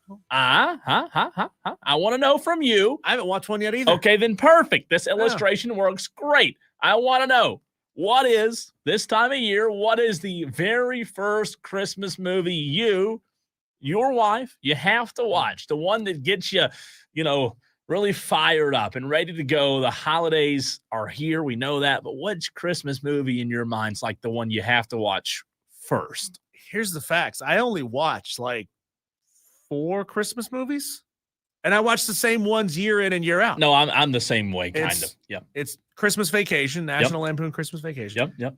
It's Home Alone. Was it Jingle All the Way with Arnold Schwarzenegger, and they're fighting over the Turbo Man doll? And Die Hard. Those are the only 4 that I watch. And A Christmas Story, so it's 5. Christmas Story, add that one in there. Let me think. You missed. I'll tell you which one I watch. This is not my first. This is not my answer, but I'm going to add into that one. I don't know why. I love Christmas with the Cranks. Love it. It's just funny. Tim Allen. I think I'm just a Tim Allen snob. You watch his TV shows? Some of them. Since Home Improvement? He's had like 3, but they're all basically the same, right? No, not since Home Improvement. Okay. Home Improvement was amazing. I think I've watched every Home Improvement ever made. But I don't think I've watched any since then. So, Tolos, what is the first Christmas movie that you watched to kind of get you going, get you in the Christmas spirit? Already a couple of texts coming in, 844-326-3663. I am torn. Like, if I had to go do it tonight, if I had to watch the one movie tonight to get me in the Christmas spirit, I have listened to Christmas music already. Been there, done that. Do I go Home Alone first, or do I go Christmas Vacation first? I think that's a tough decision. It is. Because I love Home Alone. And you're going to call me crazy here, I love Home Alone 2 more than I love Home Alone 1. I love the second. Really? Yeah, I do. I don't know what it is. I love Home Alone 2. It was bigger. It was in New York City. It expands because the vast majority of Home Alone 1 is just in the house. It is in the house. Love Home Alone 2. Did you ever see Home Alone 3? Yes, I did. It was a complete different cast of. Yeah, it was there was a 4. There was a 4. The 4 was like really weird. Yeah. I know I remember 3. So I know I saw 3. Home Alone 3 wasn't like god awful. It wasn't near as good as 1 and 2, right? You had some familiar faces. You had actors and actresses, Scarlett Johansson. I mean, you had people that you knew of, right? In 3, she must have been like 10. She was, I think, 11. So it wouldn't have been a familiar face at the time. No, that's true. Would have been one of her first big movies. Listen, this is going to make you feel old. Home Alone 3 came out in 1997. Oh, my. That is insane, right? Oh, my. That is a long. I mean, now that movie hit at the perfect time. 97, I would have been 13 years old. It's like the literal perfect time for that movie to hit for me. Same age as the guy that's in it. Yeah. I can't even think of the kid's name. Macaulay Culkin. No. In Home Alone 3. Oh, 3. Wait. You said Home Alone 3 came out in 97? Yeah. Oh, okay. Yeah. Home Alone 2 came out in 92. God, when did 1 come out? 14 BC. No, Home Alone 1 came out in 90. So I was 6. I was Kevin McAllister. He was like a year or 2 older than me. I don't know how old he was supposed to be. And you were putting aftershave on and yelling. Exactly. Every little kid my age put on aftershave, expecting it to burn like hell. But if you hadn't just shaved, it was just stinky. Like it didn't. To you, it was stinky because it was aftershave. Yeah. It doesn't. It still doesn't burn bad. I don't know. Oh, are you a Grinch guy? I've seen that on the text line here. Nah, it's a little after my time. Yeah. I'm not saying that it was a bad movie. I like the animated Grinch more than I like the Jim Carrey Grinch. Oh, we forgot about one to get you in the Christmas spirit. What about the original, the OG, Santa Claus? The Santa Claus? Yeah. Tim Allen? Yeah. Oh, okay. Yeah. Tim. You're just back on this again. I love Tim Allen.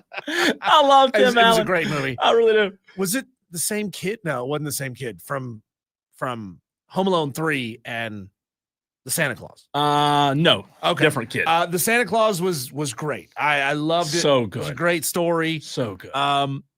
Then they made like multiples after that. And it's like, all right, stop. They never Stop. got Just make one. Just have that one be great, and that's it. The number one, the first one was incredible. So I don't know, like if you have to pick one, again, this is not like a bracket. This is the one movie that gets you in the mood. We've just seen Christmas Vacation so many times. But you've seen it so many times because it's great. I mean, I love A Christmas Story so much. I mean, there's a reason why it's on not one but two channels for 24 hours in the holiday. I wonder how that's changed since streaming, Yeah. Because it was on TBS and TNT, and then they would stagger them. So if the movie's an hour and a half, they'd start one, and then 45 minutes later, they'd start the other. So no matter which channel you turn it on, you're basically going to be starting the movie within 20 minutes of where you are. That's true. I thought that was brilliant on their part, but I wonder how that's changed since streaming and cord cutting. Texter says Christmas with the Cranks is the first one. Buckeye Brian says Really? Christmas Chronicles 1 and 2, great family movies, must watch. Texter says The Grinch, the first one. You lost me at family movie. I don't watch family movies. You don't have a big family has to worry about that. You can watch rated R. Texter says The Elf is there first. Another texter, this comes from Percy, says yes, Elf has to be the first one. Tiger Pal Rachel says, don't forget about Die Hard. Diesel said that, but is that your first one? Is that like the one that gets you in the Christmas spirit? It's not Tiger the Pal first Rachel? one. Don't forget, though, that technically speaking, Lord of the Rings is a Christmas movie because they depart from Rivendell on December 25th. It is a Christmas movie. Shane in the Shane and Sugar Tit says Ernest saves Christmas. Jersey can't read that. Ioma. Joe. What do you think you're doing? What are you doing, Joe? Hey, we have had absolute insanity on the text line and on the stream. We appreciate all of you. Now's your opportunity to call in and say what you want to say. It is Overreaction Monday. I have a feeling there's going to be a lot of college football playoff calls, a lot of NFL calls as well. What do you got to say? Your chance is next.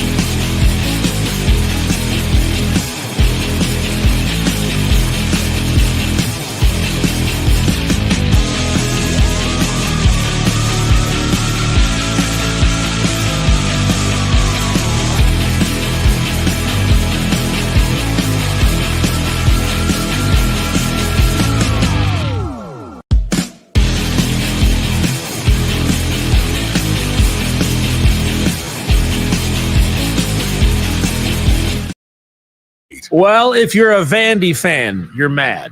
If you're a Texas fan, you're mad. If you're a Miami fan, you used to be mad. Now you're feeling pretty good about yourselves. Sorry, Notre Dame. You're on the outside looking in. It is your chance right now to call in at 844-326-3663. You upset about something you saw this weekend. You genuinely want to overreact about anything. Call in now. Let's go to the phone lines and bring in, this is going to be good, Cole. The leprechaun of Lyman, sitting on the bench for bowl weekend because they couldn't be bothered to put a team on the field. Welcome into the show, Leprechaun. Hello, boys. I received a letter today, and here's what it says. Dear Notre Dame, what's your name? We don't have a freaking clue what we're doing, so you must be eliminated from the playoffs. Signed, the committee. P.S. Would you like to play in the Pop-Tarts Bowl? Because we wouldn't dare send our dear baby boy Alabama there. Well, shove it up your ESPN buttholes. We won't play in your stupid Pop-Tarts Bowl to improve ESPN ratings. Why should Notre Dame bend to the will of a broadcast channel that has done nothing but tear down Notre Dame to shreds for the past 2 weeks? Look, the truth is, Notre Dame should have won their first 2 games. And I can understand Miami being ranked ahead of Notre Dame. And I can understand the partnership with the SEC and ESPN. But I'll die on this hill, and I'll say it again and again. The playoffs are not for your bias. And here's what I'm driving at. The playoffs are for the best teams, and Notre Dame was exactly that. Apply the precedents you're setting to everyone. So when you punished BYU, set aside your SEC bias and punish good-for-nothing Bama, too. Harvey Two-Face once said, you either die a hero or live long enough to see yourself become the villain. So maybe it's time to accept this role that I've been given. No longer the saint hiding behind the golden dome. Next season, be ready. Every team will be begging to go home. For when they see the tenacity and kill mentality that cannot be tamed, they'll be bowing in respect to the grand old Notre Dame.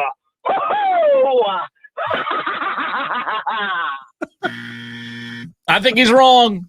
Diesel. Great call, by the way. Well, elite call. He also said that they should have sent Alabama to the Pop-Tarts Bowl. You can't send Alabama to the Pop-Tarts Bowl because the Pop-Tarts Bowl has automatic tie-ins with the ACC and the Big 12. But facts don't matter when you're emotional. No, they don't. They don't matter. That's a good call. I like that. Good stuff. It's entertaining, but he sounds like he's whining and complaining and he didn't get in.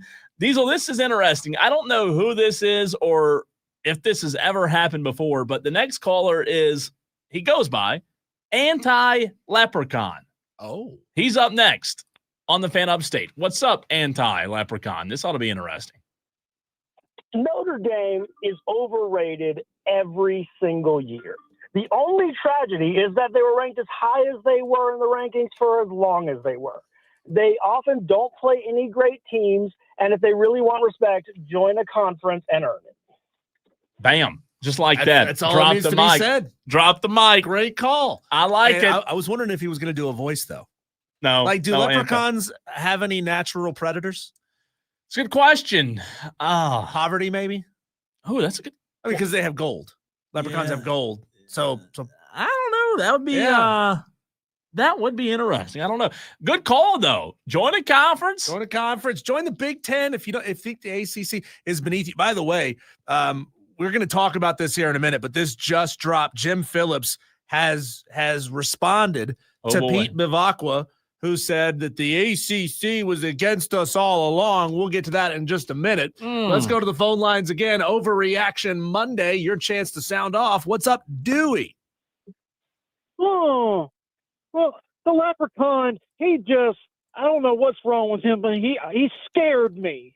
But I got a hoodly-hoo for him. Notre Dame sucks. They did not take care of their business in week one. Week one is not exhibition. Week one is a game, like Tom in Somerville said. It's a game. If it's not a game, what's the point of playing week 1? So there you go. That's how it came down. I'm not a fan of the committee. The committee sucks, but if you gotta be fair and put Miami against Notre Dame and do the tiebreaker thing, and then there you go. But anyways, the whole thing's a travesty. Saying I'm not going to go to a bowl, I lost respect for Notre Dame for that, and all the other teams that do that. Hopefully Clemson doesn't do that, because the Penn State game actually sounds intriguing. And that was supposed to be like the national championship game or something. That how ironic was that? But yeah, just the bowl season. It's time to do away with the bowls. The bowl season, the toilet bowl, the underwear bowl, all them bowls, they need to be canceled. It doesn't matter anymore. The playoffs are what matters, but they need to do something better than what they're doing too. Because then you got to explain why you got Oregon playing Tulane or no James Madison. James Madison is 21-point underdog. I mean, who's going to watch that crap when you could have had Oregon versus Vanderbilt? That would have been a good game. But no, the committee wants to see embarrassment. I guess there's no point in that. It's just it's a travesty. Oh. So you're not mad, Dewey. You're not mad at the committee. You're mad at Virginia for not beating Duke in the ACC championship game. That's all they had to do. If Virginia doesn't crap the bed and lose to Duke, then Virginia is it. People, by the way, people would still be complaining that Virginia doesn't deserve to be in the college football playoff, but they would be a Power 4 champion. So you see how this circular logic kind of unravels, and I'm glad when you have to go down that path. I'm glad you brought that up, because our next caller, Dan, asked that on the stream earlier. He said, my only question is, how did Duke not get in? Dan, please tell me you were just joking about that, right? Oh, I mean, I thought it was supposed to be the Power 4. They're automatically in. No, that was last year. Okay, all right, fair enough. You've been up in the air too long. My only gripe with the playoff stuff is that I just don't think the number 20 and 24 team should be in the playoffs. I mean, I say bring back the BCS, incorporate it into the playoffs, let number 13, 14 fight over whether they should have got in, and let's have the best 12 in. You know what? It's interesting when you word it that way. It does sound like we're convoluting this thing too much. To your point, what'd you say? 24, 25? 24 and 20 is Tulane and JMU. I think that's a good way to word it. Our solution to figuring out who the best team is to put the 20th and 24th best team in. Right. I don't know. So, yeah, and so my other rant is sort of going on with Dewey's talking about these stupid bowls. So, like, you have one decently named bowl. It's the Kinder's Texas Bowl. I assume that's for the Kinder's barbecue sauce. It makes sense. The stupidest one out there is the Cheez-It Citrus Bowl. Why isn't it the Minute Maid Citrus Bowl? Come on, Minute Maid. Get your act together. And Bad Boy Mowers should be its own separate bowl, but that used to be the Bad Boy Mowers Gasparilla Bowl, but they don't sponsor the Gasparilla Bowl anymore. They sponsor the Pinstripe Bowl now. It just doesn't sound right. Oh, I mean, I know some of them don't roll off the tongue. I mean, you got the Wasabi Fenway Bowl. I get it's not its first year, but I didn't even realize they had a bowl up in Boston in January or into December. That's always got to be a good time. What about Snoop's Bowl? Wasabi is not the food. It's not the food. It's a tech company. Yeah, Wasabi, they make batteries. Really? Well, no, they're data storage. They're cloud storage. Oh. Based out of Boston. I looked some of this stuff up. I do think, and I've argued this point before, that bowl games should be the name of the bowl sponsored by so-and-so, because it sounds stupid when you have to read off some of these bowl names. Like the Snoop Dogg Arizona Bowl presented by Gin and Juice by Dre and Snoop. I was getting to that one. I've never heard of that one before, but I don't think this is his first year. But yeah, I mean, it's the gin company, but I was like, okay, all right. But even just the Pop-Tarts Bowl, it's not like the Pop-Tarts Alamo Bowl. You know, you put the city in front of it or the stadium. It's just the Pop-Tarts Bowl. I'm like, that's kind of lame. I mean, I don't know. The last one I had was the Rate Bowl, because it used to be called the Guaranteed Rate Bowl, but then they rebranded and now they're just Rate. And that goes on with what I was saying about sponsorships in NASCAR. You got all these insurance companies and all these not cool car-related, racing-related, the Pennzoils and the Mobile Ones. I mean, you can make Monster Energy look cool, and that's fine, but like you have, Progressive and Hawaiian Bread Company. I don't know. It's just so, I don't know, man. All these it's like, the branding is horrible, is my opinion. As a fan, branding is horrible. What's that tell you? Great point, Dan. Thanks, Dan. Great phone call. I think that we're going to eliminate quite a few bowls by sponsors just simply pulling out, saying, hey, if you're not going to play in our bowl, we're going to take our money elsewhere. I do think that they need to get rid of the automatic tie-ins so that it's just straight seeding from there on down. I got one. Go ahead. So if you have the 12-team playoff, and let's just start from there, say, all right, the first 2 teams that got left out, y'all are playing in a bowl. And then the next 2 teams after that, and the next 2 teams after that. Obviously, you would try to avoid conference rematches, conference on conference games. So if 11, 12 were both SEC teams, you skip one and go down to the next team that's not in the SEC. But make these matchups cool again. Nobody, if you're a conference, if you had a really good season, you don't want to play the 5th best team in the ACC. Yeah. I think we would be better off going with the Fan Upstate Bowl, Tolos on Tolos. I think that would be more entertaining. The Tolo Bolo. That's what I'm saying. You put it on a field, stripe it up, and Dewey's your quarterback. I think that could be really entertaining. I know they're not in fashion here. They were where you lived previously in Texas. But what if we had our own line of bolo ties? The Tolo Bolo. Yeah, not a bad idea. Yeah, not a bad idea. Creed and Cowpens up next. What's up, Creed? All of a sudden, the Cowpens Bowl sound pretty good. Yeah, I like it. We'll have cow manure. We'll dip you in cow manure if you lose. Ooh, so God. Instead of prizes, we do punishments. I like it. Instead of mayonnaise, you win. Okay. Yeah. I did say last week exactly what happened. You guys said no, and it's exactly what happened. If Virginia would have won, no way Miami gets in. No way. But since Virginia lost, Miami got in because they're ACC. And you're crazy if you don't think that's why Miami got in. That's true. I just didn't think that Virginia would lose to Duke. I understand that. It was a what-if scenario. Yeah. And as far as Duke, everybody laughing at Duke, if you put the line up, Duke would be about a 4-point favorite over James Madison. They would be a favorite. 4-point favorite. They're about it. That's what I wrote here. They would be a 4-point favorite. They were only 4-point dogs to Virginia. That's true. Yeah. What a game that'd be. Yeah, so you'll see. Straight up, they're still better than them. Yeah. Thanks for the call, Creed. Good call, Creed. Oh, my gosh. Cowpens Bowl. I like it. Let's see. Texter says, can we do the Tolo Bolo for real? I mean, who's going to sponsor it? I mean, are we going to have an official sponsor of this thing? Put it on a one of those old practice. I bet with my connections, I could get us a high school football field to play on. I bet so. Yeah, I think we could do it. What does Tom in Somerville think about that? Would you participate, Tom? Well, that's why I was actually calling you to say we need a Tolo Bowl. I mean, let Dewey be a team captain. Dewey picks a team. You can have Madcat pick a team, and then you got 11 on 11 with a few backups. You're going to need probably 15 people per team. And we're not playing flag football. We're playing the real thing. We're going to play the real thing. You're going to watch a 40-year-old dude puke his guts out on the 30-yard line, Tom. Yep.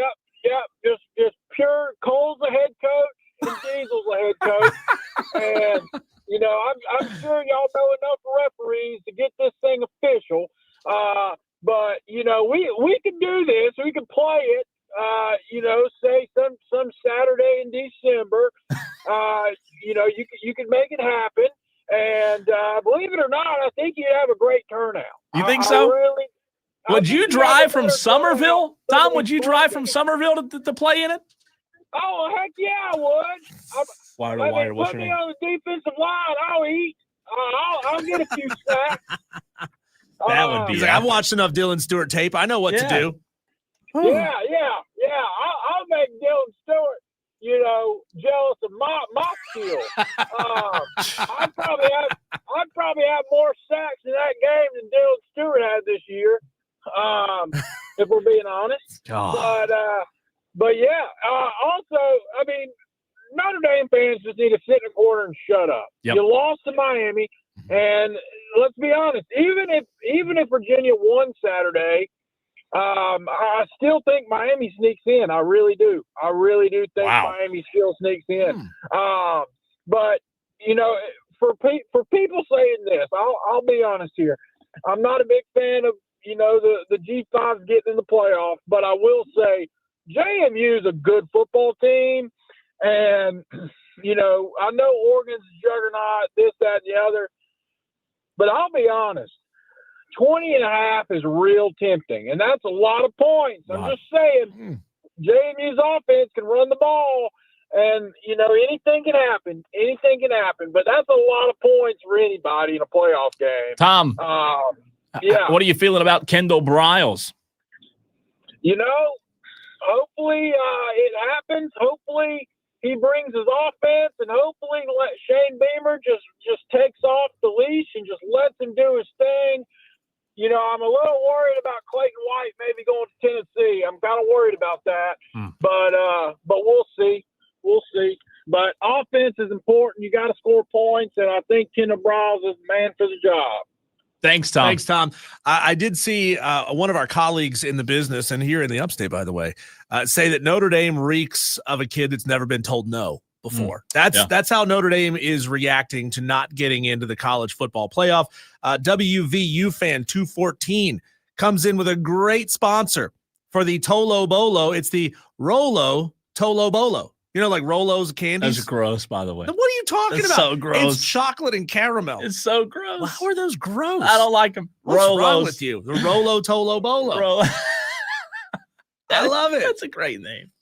Corn Chip says, I call being the official snapper for both sides. Oh, my word. It's going to cost extra to get me to block. Oh, now so you want NIL in this game? There you go. Let's see. Sponsorship. Jersey Joe says, count this 61-year-old in for the Tolo Bowl. Back to my old center position. I'm just envisioning in my head how this thing would go. I mean, it would be a laughing stock. Did you ever watch Married with Children? No. Back in the day? Oh, so Al Bundy, one of his character traits was that he's still reliving his high school football glory days. He never lets people forget that he scored 4 touchdowns in a single game. Well, multiple times throughout that series, Cole, he gets back out on the field, and he gets absolutely punished every time. You know what? It would be funny, though. It would be funny. I think we should do it. Matt Kraft, what do you think? CANESK. Woo! Oh, my God. Oh, I thought he was just going to laugh the whole call. Here we go. Yeah. No, hey, listen, I'm about to say something crazy. Y'all are going to call me crazy. Okay. I am going to go to bat for Notre Dame. Oh, my. And here's why. Here's why. This is what I found the most craziest thing of all. Hunter Yurachek said something during that selection show that I not only found interesting, it's the way he worded it. When he said, and I quote, this is verbatim, he said, we saw that they were basically identical on paper in all of these metrics. So I challenged the entire committee to go and watch that game again because it was so long ago. The conversation the coaches had in that room afterwards was a debate that changed everybody's mind. Now, here's what that sounds like to me. That sounds like half of the people in that room probably had not seen that game at all. And if that's the case, Notre Dame and Miami were probably being undervalued from the jump. So they could be a case that they would both have been ranked comfortably in the top 10. So who would get left out? We should be arguing over Oklahoma, Alabama, and BYU and Texas. That's where that argument should have been from the get-go. But they would never do that because they're all SEC teams. Yeah. I guess I'm saying they were never going to do that. Yeah, but you'd have to leave. Who would you leave out? if both got in? I would have. I'm leaving Bama out regardless because my thing is the committee. The whole reason why they left us out was because the exact reason you remember last year. And again, this is last year. I know this year's different. It's a different circumstance. I completely get it. But I just want to say that the whole reason why Miami was not considered was because they said we were not playing our best ball at the right time. Alabama has had the worst month of November in all of college football, and nobody even batted an eye at it. Listen, there's a team in the playoffs right now that was held to -3 rushing yards on Saturday. Why is that team and Oklahoma even considered a possibility to win a national championship? You were in your conference. Madcraft, you played for a conference championship. But it doesn't matter. So it does matter. So are you saying, Madcraft, that the conference championship game completely outweighs the regular season? Here's the deal. The loss of the conference game is not what's penalizing you. It's the fashion in how you lost it. That's what's being penalized. But they didn't get penalized. Well, they should have. That's what I'm telling you. They should have gotten penalized, not for losing the championship game, not for having to play it, but because they got absolutely spanked. They showed that they did not belong in November against a playoff team. That's what they showed you. And BYU got the same thing happened, and they said, well, BYU's clearly not. Well, let me ask you this question. Not here. Let me ask you this question. Do you believe Georgia's one of the best teams in the country? Yes. Okay. Do you believe Alabama? You saw it. You said it. They weren't competitive, especially in the second half. Couldn't run the ball, right? Almost a beatdown. Not quite a beatdown, but it wasn't close. Do you think Alabama could beat Oklahoma? Yes. Do you think Alabama could beat Ole Miss? Yes. Do you think they could beat Texas A&M? Yes. So the conversation is not could they hold their own with the best teams in the country. What I'm getting at is Georgia is one of the 4 best teams in the country, period. Georgia will be one of the best 4 teams. You're saying that they shouldn't be in because they couldn't hold their own against one of the best teams in the country. I'm saying, well, here's the facts. It's a 12-team playoff, not a 4-team playoff. They can hold their own. You think they beat Miami? Who would you pick today, Miami or Bama? Oh, no. I'd take Miami. Okay, but the point is – I want to make a point, though. Yeah. Yeah, but your point is being misconstrued here because when I said Alabama would beat all those other teams were SEC teams that should not be ranked up there anyway. That's my point. So Ole Miss, A&M, and Oklahoma shouldn't be in the playoff. No. And let me tell you why. A&M, that's the best matchup we could have got. We are going to take it to them, boy. Oh. They ain't seen it. Look, they've already gave us bulletin board material. You know what? Some nobody offensive line said. He got asked a question. They said, how do you guys think you guys are going to be able to handle Reuben Bain? And he said, I haven't even been able to watch any kind of tape yet. We'll be fine. We'll handle him just fine. He has no idea what's coming their way, bro. We are going to smack them around. And by the way, A&M, remember we had this conversation a couple of days ago. Go back and look at their schedule. They played the bottom half of the SEC, all garbage games. The only time they played a playoff caliber team was when they played the only teams being considered was Notre Dame, which they did. They barely won that game. I give them that. And then they lost to a Texas team who has no business being in the playoffs either. So A&M is a joke as well. And the whole SEC is going to be flawed and exposed. You're going to be shown this. But I'm saying, Madcraft, they're a 1-loss team. It's fine. That's fine. Okay, so a 1-loss team. So by your logic, last thing I'll say, my last thing I'll say to you, a 1-loss. We had less losses last year. Madcraft, you had 2 losses, 2 in the last 3 weeks last year. Okay. So now here it comes. This is your recency bias. It happens in the last. No, you just said you had 1 loss. You brought it up. You said you had 1 loss. I said no, you had 2. No. Listen to me. We had 2 losses last year. Alabama had 3. Alabama had more losses than us, but still got in. But you literally just said we only had 1 loss last year. No. You said Texas A&M only had 1 loss. Text. Pull the tape. Listen to me.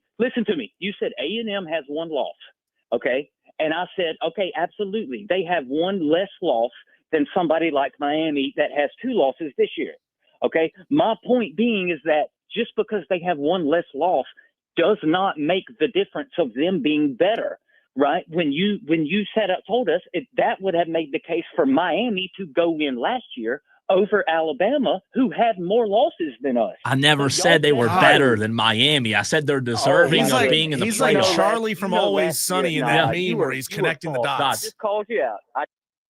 What'd you say? Oh, he dropped. He dropped the mic. The call. Now, since Madcraft, this is what I was gonna say to Madcraft. Since he is all about saying he's pointing at precedent, right? Well, the committee did this, and then the committee did that, so they got to do that again and again and again.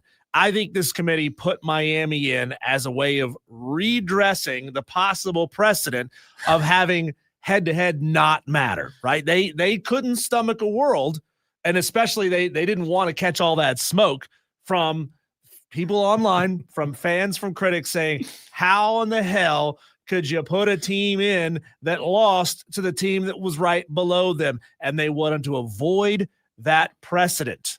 And so that's why they put Miami. And maybe they also just felt bad for him, you know? And they're like, we screwed him over last year, so we can't screw him over 2 years in a row. If we're going to screw people over, we got to spread it around, right? Spread the screws out. We can't pick on one school year in and year out. Maybe Madcraft ran out of minutes. On the text line, Texter said SEC only had 3 teams last year. Big Ten had 4. Another Texter says Bama didn't get in last year. Texter from the 382 says, hang up on Mad. Stupid. John Dog says Miami chokes. 615 says Bama and the SEC's overrated. Lefty Tiger says, Madcraft, I need your plugs number because you must be in the clouds. A&M taking y'all to the woodshed like we haven't seen in the playoff era. Another texter says this guy's an idiot. He is calling a shot. Diesel, here's the issue, though, that Madcraft brings up. He doesn't want a 11-1 Ole Miss in. He doesn't want an 11-1 Texas A&M in. Well, he very strongly believes in SEC bias and the fact that their numbers are pumped up. And when you play against yourselves, when you already have pumped up numbers, and it just pumps you up even more. So, Madcraft, what I was going to say to him in my closing argument is, before he hung up, Madcraft wants a college football playoff where he is okay with Tulane and JMU being in the playoff, but he doesn't want an 11-1 Ole Miss, and he doesn't want an 11-1 Texas A&M, and he doesn't want a 10-2 Oklahoma. That's what he wants. That is the world Madcraft wants. And to be fair, I don't think they beat A&M. Do you? No. No. I don't think they do. I don't think they got the dudes in the trench. I think they make it close for 3 quarters. Yeah. But I'm not calling for an A&M beatdown because A&M is wildly suspect this year as well. We didn't even get to our own overreactions, Cole. Do you want to do that yes, now? Let's do it. Let's do it. Let's do it. Long, so go ahead. I think Kevin Stefanski should be fired. Diesel, this was the most horrendous. I don't know. Kevin Stefanski should not have a job today. So this guy, yesterday in the Browns game, Shedeur Sanders, plays a great game. What does he do? He leads a potential game-tying, game-winning drive. Throws a beautiful ball for a touchdown. The Browns have a chance to tie the game, win the game. They're right there toward the end, giving themselves a chance. And the play after Shedeur Sanders makes an incredible throw, Kevin Stefanski takes Shedeur Sanders off the field for a 2-point play and runs a trick play. What are you doing? Yeah. That is just, come on, dude. Where's my Dewey at? Come on. Y'all need to be fired. I heard the audio of Kevin Stefanski's explanation after it, and I also heard the media members trying to bait Shedeur Sanders into throwing Kevin Stefanski under the bus. Shedeur done a phenomenal job, kind of keeping things above board. It's so funny as brash and braggadocious as he is, when you just get him in front of a mic and let him talk and let him go, he is the exact opposite in the press conference after the games, right? He is well, we practiced the play. We felt good about the play. We thought it was a good time to run the play, and it's not my position to question the coach on making those kinds of decisions. So Shedeur has impressed me a lot when it comes to being behind the mic, answering the tough questions. I just wish they would have, I don't know, put their quarterback on the field for a 2-point conversion. Maybe it's that he's a rookie and he's only played in like 3 games, so you don't trust him in that scenario. That can be the only explanation as to why. What's yours? Mine is that if you refuse a bowl game, you should be banned for a bowl game for next year.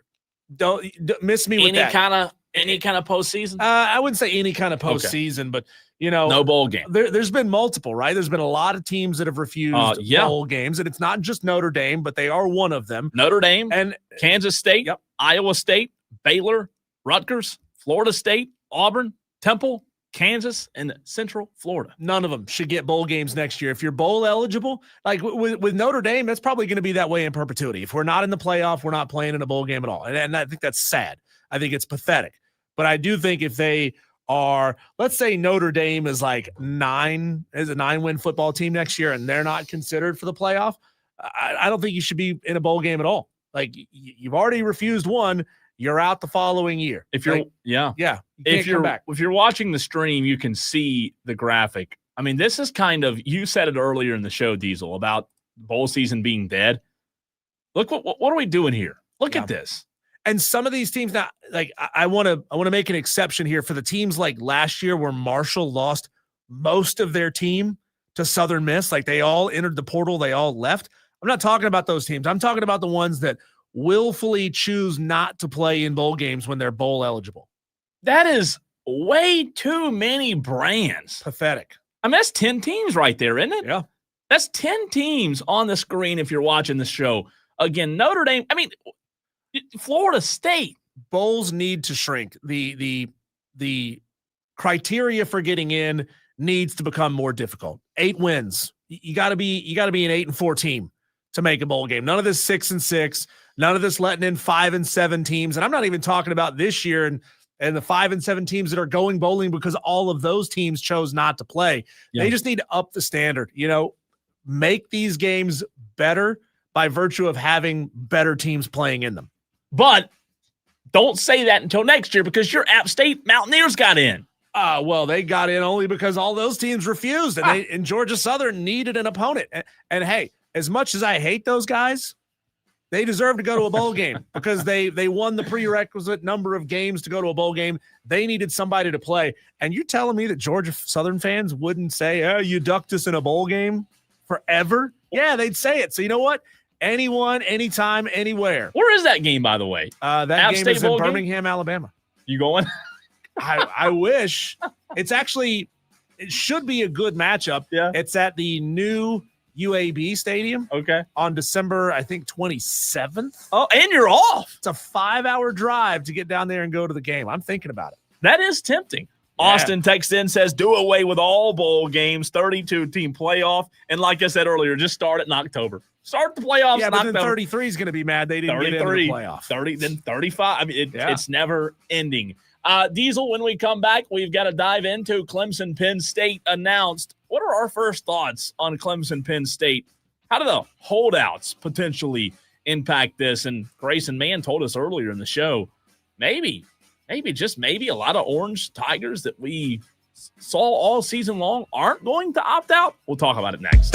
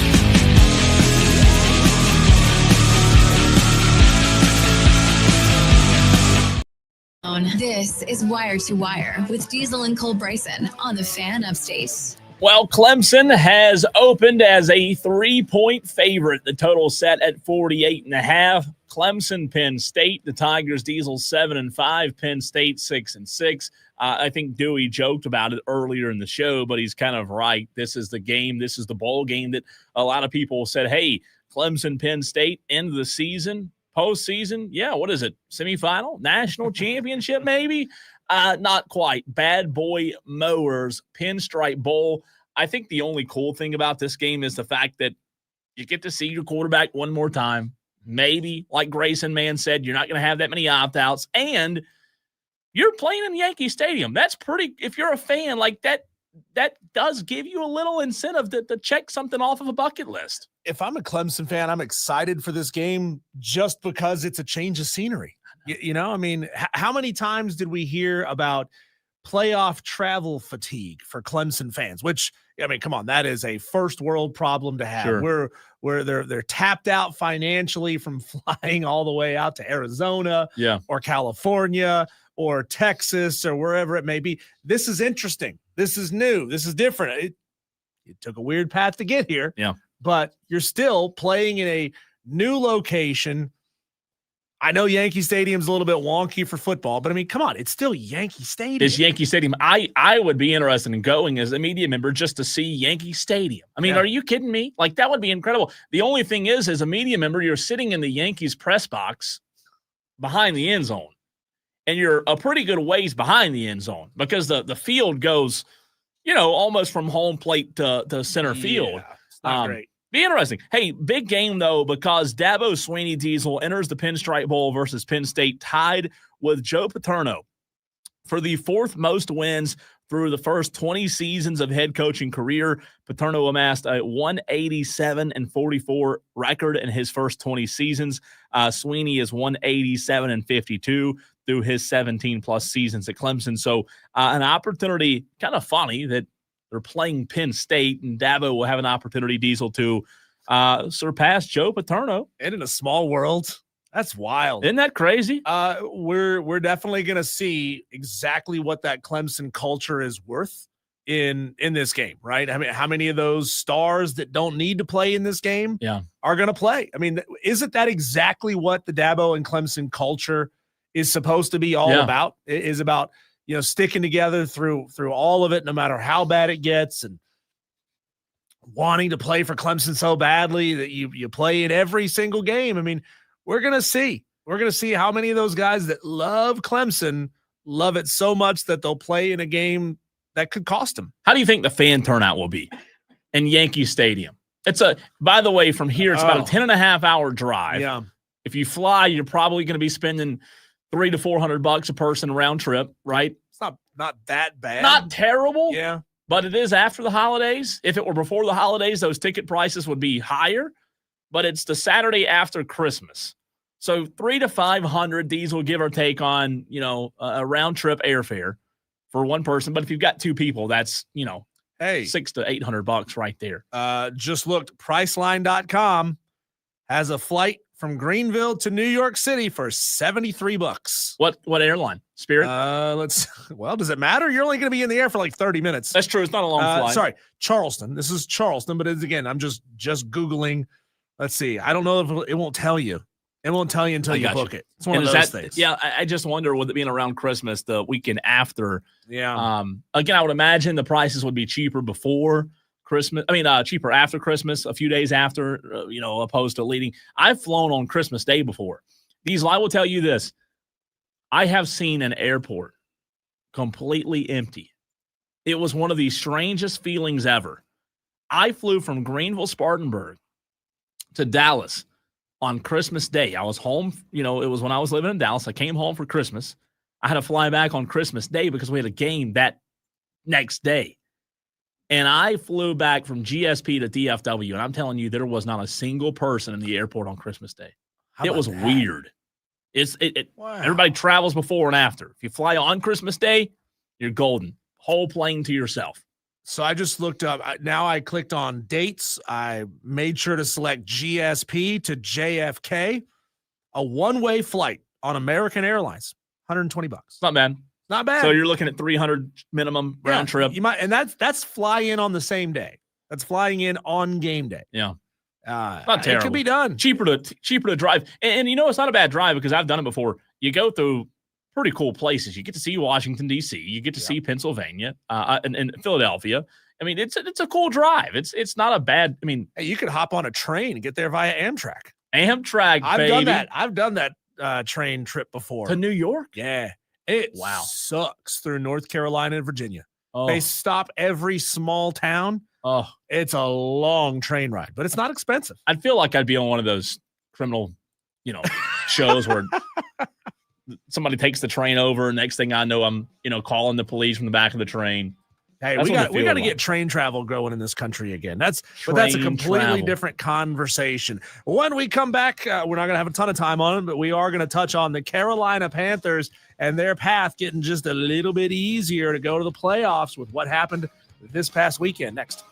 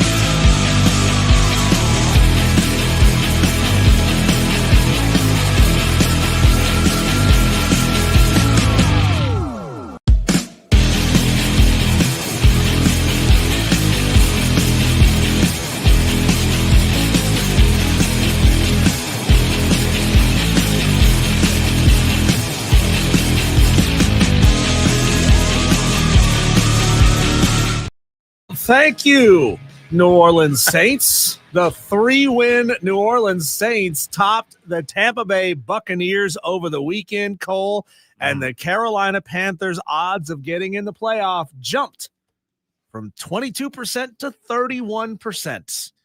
I hate to admit this to you, but I watched that entire game yesterday. I had Tampa Bay +5. They lost by 4. Or maybe it was the other way around, 4 and 5. They lost what? It was 24-20. Is that what you said? Close game. And, no, I don't know what the score was off the top. And look, it was a hard game to watch. But you're right. The Saints did you guys a favor, Diesel. Hey, I mean, the Panthers still have to face the Saints, and they got to take care of business against the Saints team that beat them a couple of weeks ago. But this Bucs team looks incredibly beatable right now. They do. Incredibly. So the Carolina Panthers, you need to take care of business on Sunday. NFL's a weird lady, man. Like, they don't look like the same Bucs team they did a month ago. Injuries and stuff have to do with that, obviously. But, man, I'm telling you, it is a long – people don't realize the NFL is a long season. Yeah. It's a long one. I don't know how to wrap my mind around this, Cole. If the Panthers beat the Saints but then split with the Bucs, I don't know how they decide who wins the – is that so? I think now right now is it both teams are 2-1 in division. Both teams are 2-1. Yeah. In conference, Carolina is a half game better because they're 5-3 in conference, whereas Tampa is 5-4. Ooh, and they have the same division record? Correct. Ooh. Because the Panthers swept the Falcons. They've lost to the Saints. They've only played them once, so they still have one game against the Saints and 2 games against the Bucs. I'm looking now. I'm telling you, and you're right. I think they could. I think there will be some tiebreakers in there. Yeah. So if you said the Panthers win 1 of 2 versus the Bucs, right? And they beat the Saints. Is Saints Sunday? Saints is Sunday. So that would make them 4-2 in division. 4-2 in division, and then Carolina would finish tied or close with Tampa Bay in the overall record, right? Because their overall record is, the next tiebreaker is divisional record. So how did each team do against NFC South opponents? The Panthers, the Falcons, the Bucs still have 1 game against the Falcons and 2 games against the Panthers. Mm-hmm. And I mean, it's I think a lot hinges on what happens between Falcons Bucs on Sunday. And they could lose that one. Both of these are bad football teams. The Falcons are just more bad than bad. And it's a division game, man. Like, you just never – I mean, you saw it Sunday. You never know. I mean, obviously, perfect scenario, they sweep Tampa Bay and nothing matters, right? Sure. But despite all of that, though, Tampa is still favored in both of those head-to-head matchups. Yeah, in the ESPN matchup predictor. I think it would depend on tiebreakers in that scenario. I think it would depend on tiebreakers, and that would be interesting, man. How you do? Oh, it changes a lot of things if the Falcons beat the Bucs this weekend and the Panthers beat the Saints. No doubt, because then Tampa would be 2-2 in division. The Panthers would be 3-1 in division. So the worst the Panthers could be, the worst they could be is 3-2. Yeah, and they would be. So let's say the Falcons win. Tampa Bay will be 7-7, and the Panthers beat the Saints. They'd be 8-6. So yeah, I mean you're sitting pretty. All you got to do is win one of those.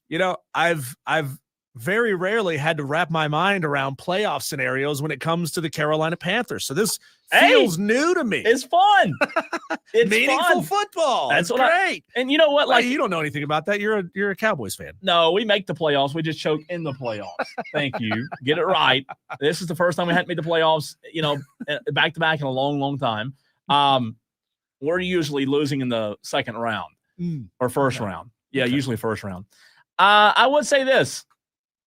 It's an improvement. Has it been a roller coaster season for the Panthers? Sure. But my gosh, I mean, would you say, look, if you were 7-6 off a bye with a chance to, and now the division's not good, but still, it doesn't matter. It doesn't matter. I mean, you got to win the division. You're not getting a wild card out of this division. And just think, if somehow, some way you do, you get a home playoff game. Are you kidding me? About it. I mean, that would be electric. Yeah. That would be incredible. This team is in a weird spot. I haven't thought about tanking in forever, Cole. I mean, like, I don't know I don't know what to do with my hands right now. I'm telling you, it's a great time. Look, it's positive. You're building every season, Dave Canales, stacking them up. You'll take it, right? You'll take it. Diesel, we got an audio blitz coming your way next.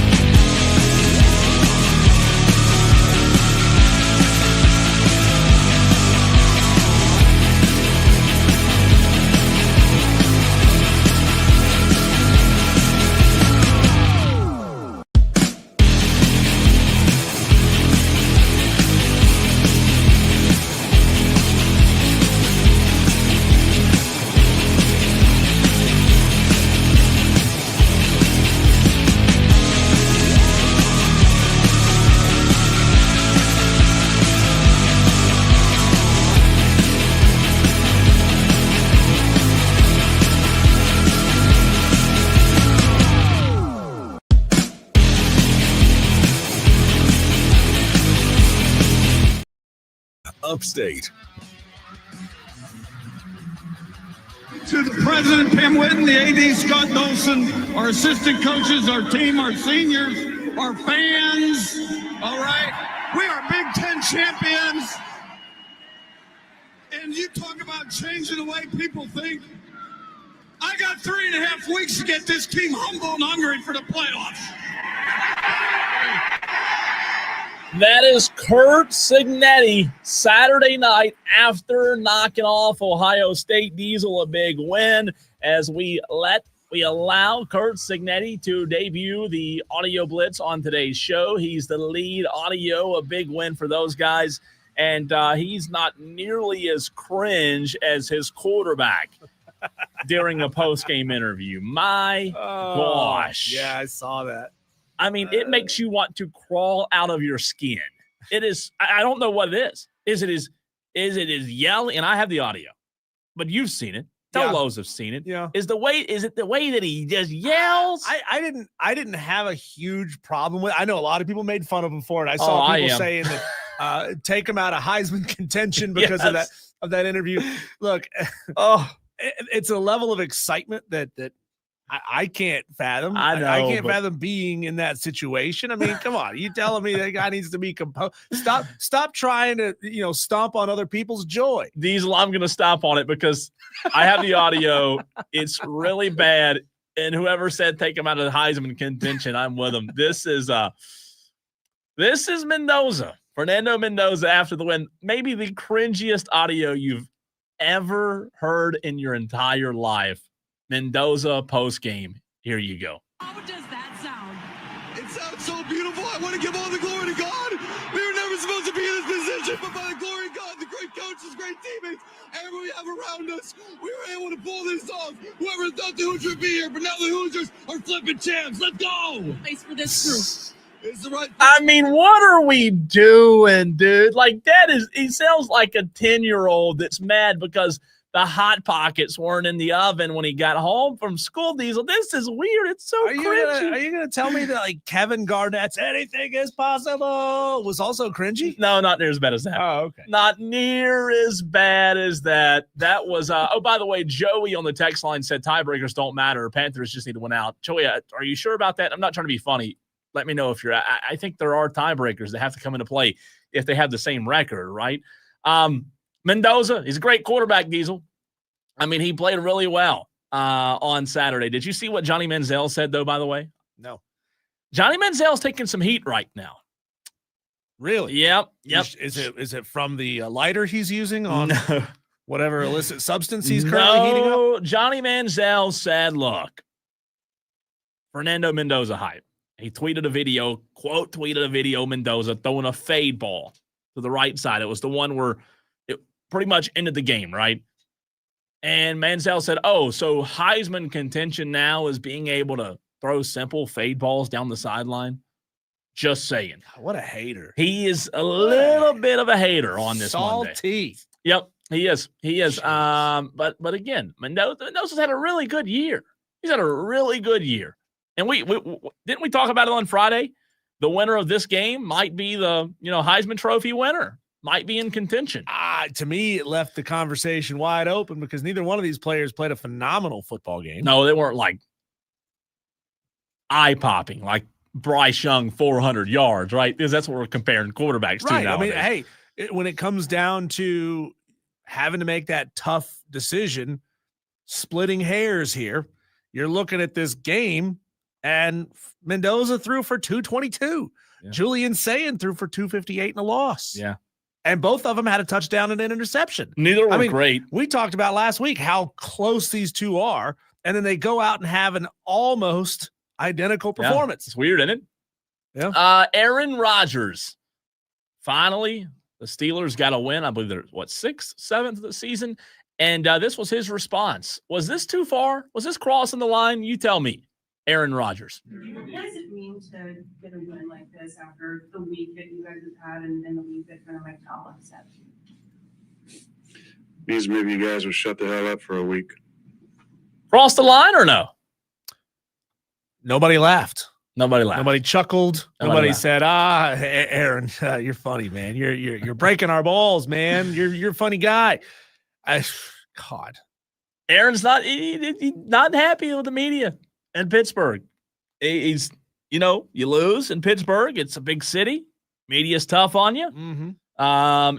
Aaron Rodgers says, hey, I'm just going to be honest and put it bluntly. He very blunt that time. Hey, he's entitled. He's entitled to say what he wants to say to the media. What about Kirby Smart in this audio blitz going on a soapbox? Soapbox now, because I'm going to take your question and run with it, but I want to give you a hypothetical.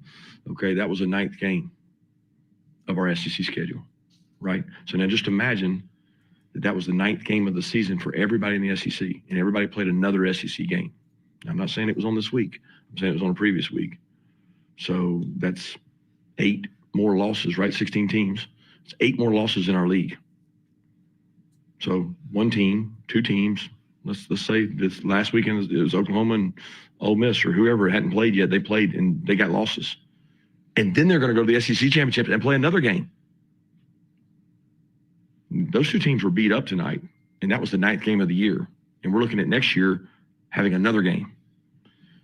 I mean, the coaches in our league are concerned about it, very concerned about it. And I wouldn't be doing my job if I didn't speak my piece and say that it is concerning. Because if that game affects Alabama, I don't know if it will or not. I have no say-so in it. I've sat in those shoes many times where that game cost you an opportunity.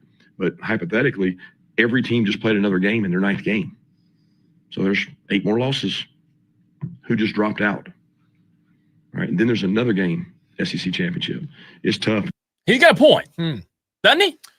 Well, if you didn't like it and all the other coaches didn't like it, then why didn't you push back on the expansion to a 9-game conference schedule? Then somebody's going to have to play, 2 teams are going to have to play 10. But it kind of goes back to what you said earlier in the show today, and we brought it up before on the show, is that everybody thinks the solution to this is just more. Right. More teams in the playoff, more conference games, more of this. And Kirby gave a pretty good example there, Diesel, that I don't think the answer is more. Hard to argue with that when it comes to what the playoffs will become. If you're upset that the conference championship games either boost or drop or penalize the teams that play in them too heavily, stop playing them. True. Don't play them. And then just go straight seeding over the course of your regular season. It's true. Oh, well, here's a problem with that.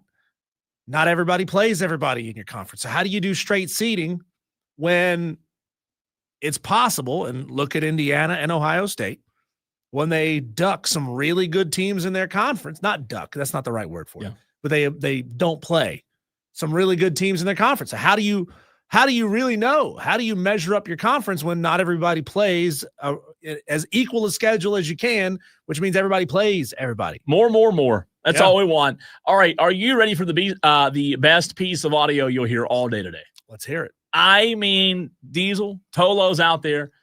Coach Cal, he's always got some audio drops, right? And you and I, Diesel, have talked about college basketball becoming older, right? You can have like 19 eligible years now. This might be the wildest, funniest. Talking about crossing the line. Did Coach Cal cross the line here? I don't know. You tell me. Obviously telling the truth. Here he is. I mean, there are a lot of older gentlemen with beards playing basketball in college right now. There are. So the one that's crazy is the guy comes in and he's waving to his kids up in the seats. And you're like, wait a minute, the guy got 2 kids. He's still playing college basketball. Crazy thing, he's using NIL for his first wife's alimony. And now he's still playing college basketball. Are we nuts? So now you have these kind of games and these kind of scores. That team is really old. My guess is, again, we're probably the youngest team in the SEC. We'll be one of the 3 youngest teams in the SEC. Those teams are old. Last year, every team was old in our league. They were old. And so now you're going to have those kind of things. And you're also going to have a team like a Fresno beat somebody because they got all grad students, seniors, and their average age is 25. And your average age is 19 or 20. So A player Diesel using NIL to pay his first wife's alimony. Oh, for a guy that made so much money off of one and done freshman basketball players to now be complaining that, well, they're too old. It's not fair. There's a bunch of seniors on that team. We can't be expected to beat a team with a bunch of seniors. Yeah. You know, He literally just said that. He said that. I love that we're in the cyclical nature, and it feels like maybe from Cal's perspective, we're in a pendulum swing moment, right? Where the game got younger and younger and younger for so long. Yeah. And that's how you had to do things at these big time institutions. Now, maybe he's realizing I need to get older. But how do you do that in an NIL era when players, you can get them there as freshmen and then boom, they're gone. But as here's sophomores. the question. And then they also want to go off to the NBA or the G League. Is he realizing it? Because he just admitted to you in that audio, Arkansas this season has one of the youngest rosters in the SEC. So here's my question to Coach Cal, my follow-up to that. If I'm in that press conference, Diesel, my follow-up question would be, Coach, you just said you have one of the youngest teams in the conference. You also know that high school kids aren't being recruited anymore to play basketball. I mean, not when you can have guys who, to your point, are paying alimony with 2 kids in the stands. If you know that, why do you still have the youngest roster in the SEC? Mm-hmm. Why haven't you adapted? Because you said it, Diesel. I mean, for the longest time, that was the way the world turned, right? In terms of having those young one-and-done guys. But it's not that anymore. It's not. And I'm telling you, I'm not saying Arkansas – I mean, we know they had some success last year, but I just wonder at what point is Cal going to have to start maybe adapting a little bit back to a different style in which he recruits. Stay a little bit older. That's a really interesting point. Buckeye Mike says, this is going back to that Kirby Smart audio. He goes, we imagine every year in the Big Ten playing non-conference championship games. He also says, Kirby just made my point. That's what I've been telling you. 9 conference games makes a difference. Yeah. Says Buckeye Mike. Sam from the Berg says 24 teams, no conference championship games. Playoffs start after Army-Navy game. FCS does it, and nobody complains. Well, the FCS just goes straight seeding, Sam from the Berg. That's not the system that they've built for FBS. That's not how they do it. It's a very different system. And you know they wouldn't just jump to straight seeding because these conferences want their assurances, right? I mean, Sankey wanted his assurances. The Big Ten commissioner wanted like 7 teams from the Big Ten in. It's crazy the kind of guarantees that they want. And when you start applying guarantees, you undo the ability just to go to straight seeding. I'm telling you, bringing the heat is Cal. Never afraid to speak his mind. Here's Ryan Day, Diesel, for the Ohio State fans. Why he didn't kick the field, or what happened on the field goal? After missing the game-tying field goal, do you regret going for it on 4th and 2 at the end of the third quarter? I mean, when it doesn't work, I always regret it. So that's how it works. You know, when it works, it's good. When it doesn't, then you want to take it back. So that's how life works. At the end of the day, we got to, make decisions in real time that we think give our guys the best position to be successful and practice it enough to execute it. And when it doesn't, then certainly, we got to deal with what comes with that. And that's my responsibility. So at the end of the day, I got to make sure that we're putting our guys in the right situation to be successful. Is that Ryan Day or Kevin Stefanski? Ryan Day. Yeah, I mean, Kevin Stefanski, if he goes for 2 at the end of the game and gets it, it's a gutsy play call. But if he doesn't get it, he's an idiot and he should be fired. At least have your quarterback on the field, is my say, is what I'm saying. Hey, former Alabama player Mark Ingram did not think Alabama deserved to be in. I don't know if you've heard this. This is kind of eye-opening. Here's Mark Ingram from College Football on Fox over the weekend. Your Tide going to be in it? In my opinion, I don't think they're in there. You're number 9, 2 losses. You get a 3rd loss, 28-7. You lose by 21 points. They say you can't be punished for how you play your conference game, but it matters how you play your conference game. If you play well, play close, play tough, then you get the benefit of the doubt of not being punished for that. But if you go into the conference championship game, you're BYU, you lose by 27 points. You're Alabama, you lose by 21 points. You're number 9, you're number 11 on the bubble. Now, with 3 losses, I think that they're out. I think if you're a Notre Dame and you're a Miami fan, everything happened the way you want it to happen today. BYU gets dominated, Alabama gets dominated. In my opinion, I think that opens the door for Notre Dame to get in and both Miami to get in as well. Unfortunately, it didn't happen like that. Didn't happen that way. How come how you perform in your conference championship game doesn't matter, but who you go into the playoff with? So pretend for a second that Alabama quarterback gets hurt. You can penalize them for losing the player, but you can't penalize them for losing the game. We just got to get rid of these conference championships. Yeah, we do. They don't serve a purpose anymore. We do. We got to get rid of them. Joey McGuire, Texas Tech coach, wants the season to be shorter. Administration and we've got forward-thinking people, so whatever rules are out there that they're going to put in place, we're going to be ahead of the game. We'll have a plan. We keep talking about that stuff, but I think where it's broken is the calendar needs to be fixed. We should be playing on 0 week. Everybody should be on 0 week. It should be week 1. Last week should have been the conference championship. And, man, this really cool thing that's going on in Texas right now, it's called the high school playoffs. They actually play every 7 days. We got a state champ back there, but they actually play every 7 days. And I would fix that stuff before I would look at some of the other stuff that, because, we're putting these guys in such a tough situation. College football, if you want to talk about being broken, college football is not supposed to be played in the second semester.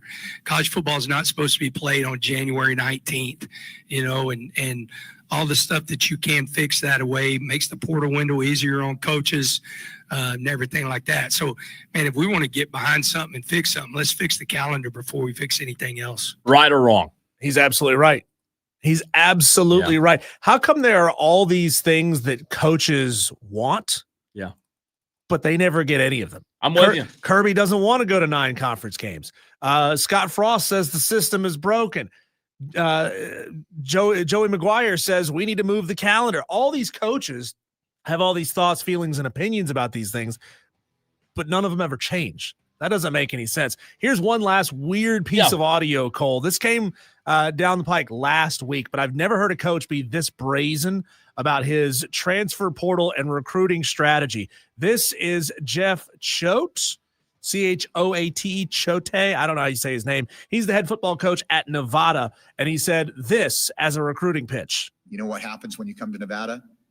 You go get $1.4 million to go to Oregon if you're developed the right way, right? A guy that couldn't play consistently at the University of Texas got drafted when he came here, right? A guy that was a junior college guy, a walk-on, ended up becoming a first-team Mountain West player, and then went and got a bag at West Virginia. A guy that was kind of a sometimes player at Butte College comes here, gets developed, and becomes a first-team All-Mountain West player. A journeyman safety from the Big Sky Conference comes here and becomes a second-team All-Mountain West player. Like, that's one of the things that we're selling. I think. Come play for me. I'll develop you for a year. Wild, right? Send you off to West Virginia, to Oregon, to wherever where you'll get the bag. Oh, my. When we come back, Cole, let's dive into the Clemson postseason conversation. We'll be talking to Grayson Mann of TigerNet next.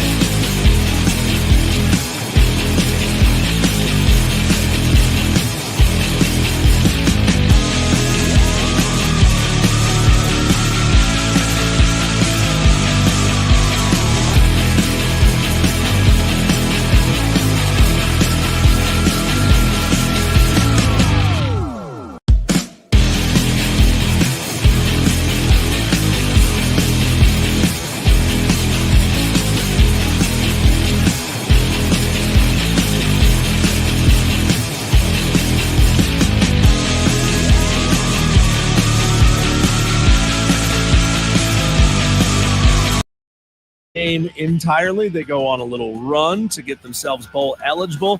They are now going to be facing the Penn State Nittany Lions, a team that finds itself in a very, very similar situation, except Penn State's going to be breaking in a new head coach. They're going to be breaking in an interim coach, at least for this game. We go to the phone lines and talk to Grayson Mann of TigerNet.com. Grayson, how has Dabo already overhyped this game? I guess we'll find out tomorrow when we talk to him with him and Graham with the Pinstripe Bowl press conference, which is going to be on Zoom around 10 a.m., I'm pretty sure. Which, look, this was a war zone yesterday, guys, to get Clemson in a bowl game.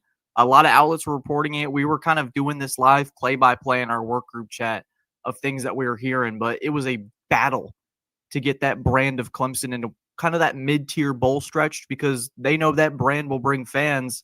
And there was a big debate as to who's going to ultimately land Clemson. And we get a Pinstripe Bowl between the number 2 and number 4 teams in the preseason poll in a Pinstripe Bowl battle. How the mighty fall, right? Grayson Mann, TigerNet.com. Well, Grayson, you should be happy. You're a New England Patriots fan, so you have a chance to go up north with your Yankees. And number 2, I don't know if you're happy about this. You have on a Notre Dame's hoodie. I'm gonna pretend like it is. I know it's probably not. Hoodie. I know, but we can't see the Celtics. It looks Notre Dame green. Side question: did Notre Dame get shafted? So I think there's multiple ways to answer that question, Cole. I think the committee got it right yesterday based off of the parameters that they've established about getting 5 champions in and having head-to-head being an important metric to measure how teams get into the playoff. Notre Dame lost to Miami, and their schedule wasn't very strong. And when the metrics are pretty even, what's the data point that we need to use for getting that team in when it came down to James Madison ultimately being in the playoff? You got to put Miami in there. And I think it stinks that we have to kind of cater to the group of 5, but that's the way we've set this up. And so the CFP playoff committee made their bed, and they got to sleep in it. Does Notre Dame have a right to be upset when the committee only decided at the 11th hour that suddenly Miami was better?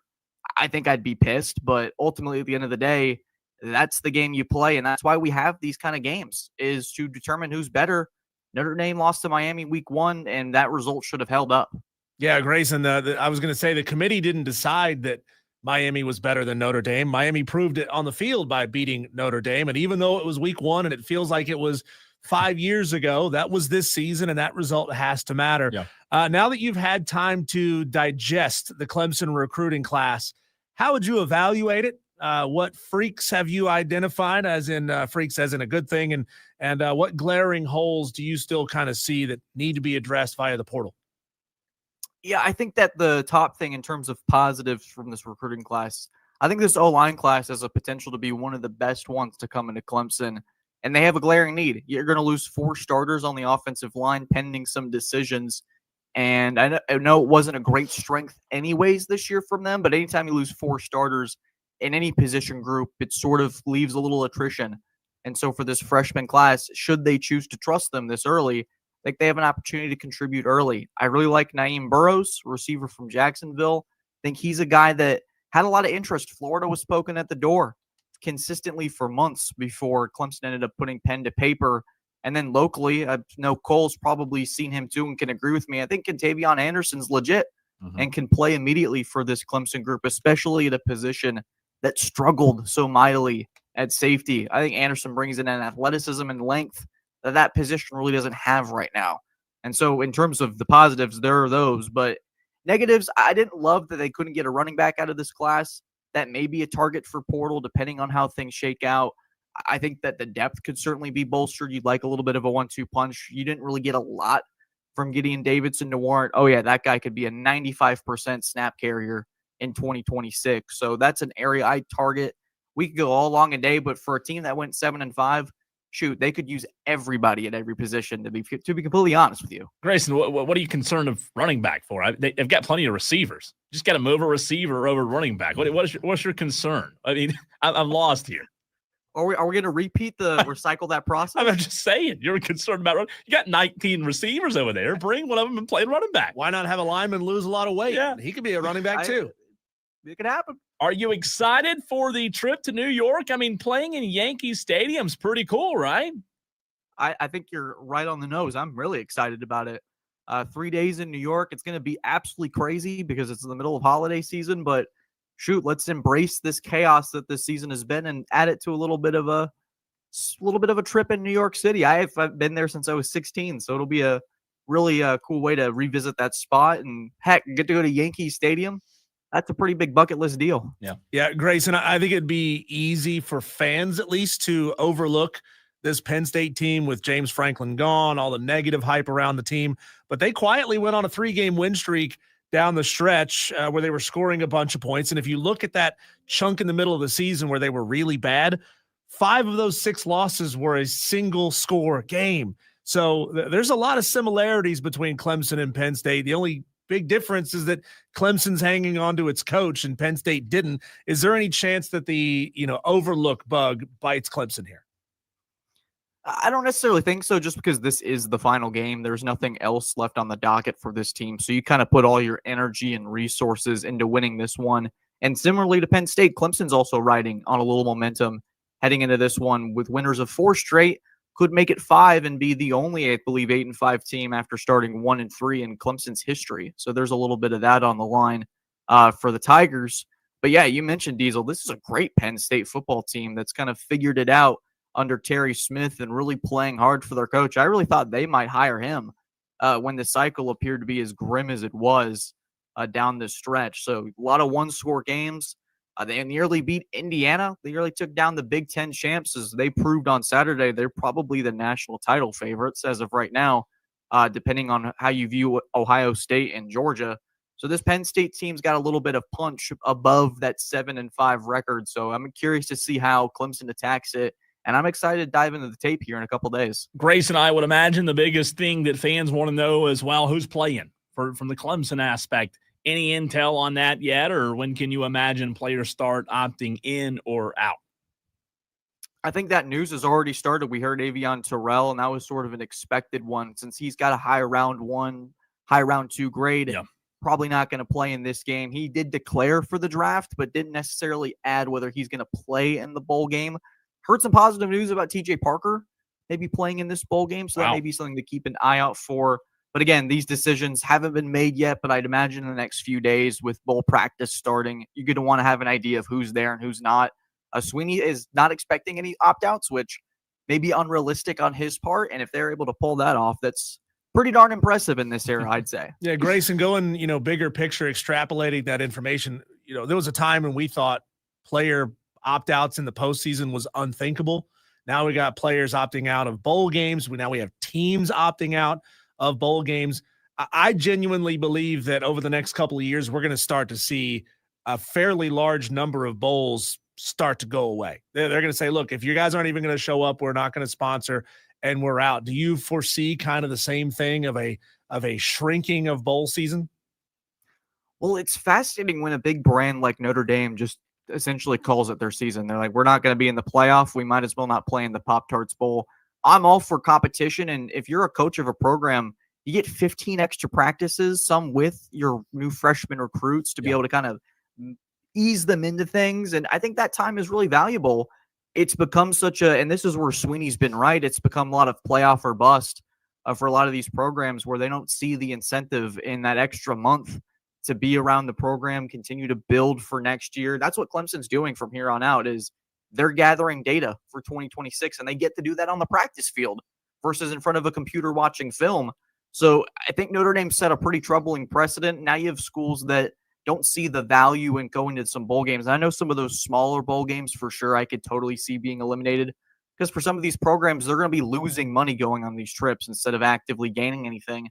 So bowl season is going to be interesting to watch in the next several years. I think the Irish have set a precedent here of these big name brands. If they don't get in the playoff and they feel screwed, they're not going to go to this bowl that they see lesser, and especially a team like Notre Dame that was playing the national championship last year.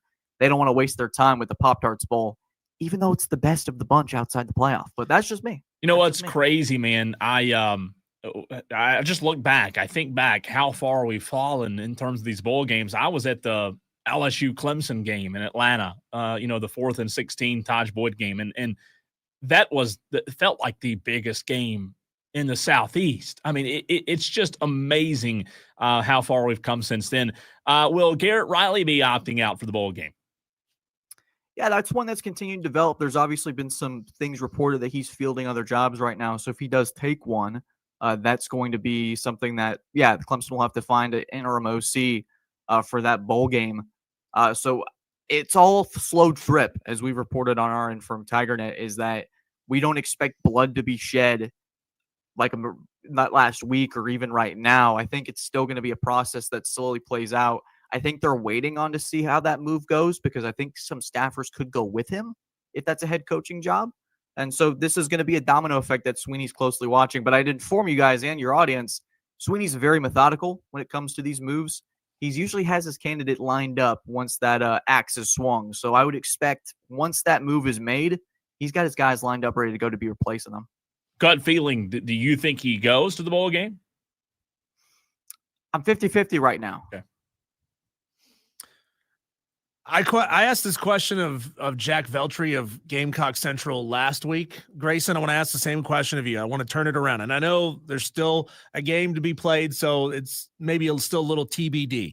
But when the season is over and Dabo Sweeney is sitting down in Graham Neff's office to do his year-end exit meetings, what kind of questions do you think Dabo's going to be fielding? And conversely, what kind of things will Dabo Sweeney be asking for to help get this program back on track next year? Yeah, I think what he might be fielding is how far are they willing to go into the portal to maybe perhaps spend for some resources maybe, because I do think this is a roster that you have to kind of build some immediate starters. And I think there's some effects going around the country where, Diesel, you see a program like Indiana, where if we had sat here 2 years ago and I'd said, man, Indiana is going to be the number one overall seed in college football playoff, I think I get laughed out of this radio segment. Yeah. Now that's a possibility. The idea that any program with enough resources, with the right backings from administration, you can build a sleeping giant overnight. And I think Clemson's one with a lot of resources. So I'd imagine that this is going to be a offseason where Sweeney's going to be challenged a little bit to remove some things around. And whether that's through the transfer portal, the numbers specifically, I think Sweeney and Graham have probably talked about this, but I don't want to speak for them, obviously. But I do know this has been a conversation that's didn't just originate now. It's been going on for several weeks in terms of how to fix this. So I would imagine that they're both ready to go, and I would imagine they're already looking at portal targets. It's interesting you bring that up, because I was going to piggyback off of Diesel's question there. For fans that don't know, Grayson, do they wait until the season's end to have those conversations, or is it a scenario where Dabo and Graham Neff are communicating, on a weekly, daily basis during the season? Yeah, I don't know the extent of how much they communicate, but I know that that's not something that they're waiting till, the South Carolina's game over. Let's start focusing on 2026. It's the same principle I think you have to take with recruiting now. This is a year-round basis where you're always going to be scouting and always looking for talent. I would imagine that after that Duke game, you're thinking about, man, how can we maybe bolster up this defense through the portal or through recruiting? I think that's just the kind of mentality. You kind of blend the two together, if that makes sense. You're looking for high school, and you're also looking outside across the country. What players can we bring in now? And I'm sure Will Helt wasn't a name they just came up with right after the season was over. I'm sure that was a guy on their radar for a long time and scouted out and were able to bring in. Grayson, do you foresee the ACC changing its conference championship game criteria to ensure that what happened this year never happens again? I would imagine the powers that be at the ACC wouldn't want to campaign for an 8-5 Duke team again. So I'd have to think that there has to be some change, right? And that's not to manufacture a way at the end of the season to put the two most prominent teams in there, depending on how you view things. I just think they got to find a way to fine-tune their requirements a little bit. Maybe you put the playoff ranking as the top basis for who goes to Charlotte. So if Miami and Virginia, who were the top two teams in the ACC in terms of the ranking, that's who goes to Charlotte. And because if you're going to be the highest rated CFP teams, it's more likely than not that you're at the top those ACC standings anyways. It just came down to conference win percentage. And that's because Duke played easier teams at the end of the day than Miami did within the ACC. And that includes Clemson as part of that win percentage at the time. So the ACC system is a little bit flawed right now, and so I think that they're going to probably be trying to figure out ways to fix that for sure. Grayson, my last question for you. What do you anticipate? How do you anticipate or gauge the fan excitement for the bowl game coming up? I think there's a lot of excitement. You always have this final hurrah for fan bases. I know that you kind of roll your eyes and, it's the Pinstripe Bowl when the playoffs were the expectation, but I think this is a group that's riding some momentum. And so that's that last chance to maybe see this group, last chance to see a few players. And so there's kind of that celebration at the end of the day. And Penn State's a big brand, so there's going to be a lot of eyes on this one. And at Yankee Stadium, there's a little bit of a sports aura to it in that sense of bucket list. This is unique.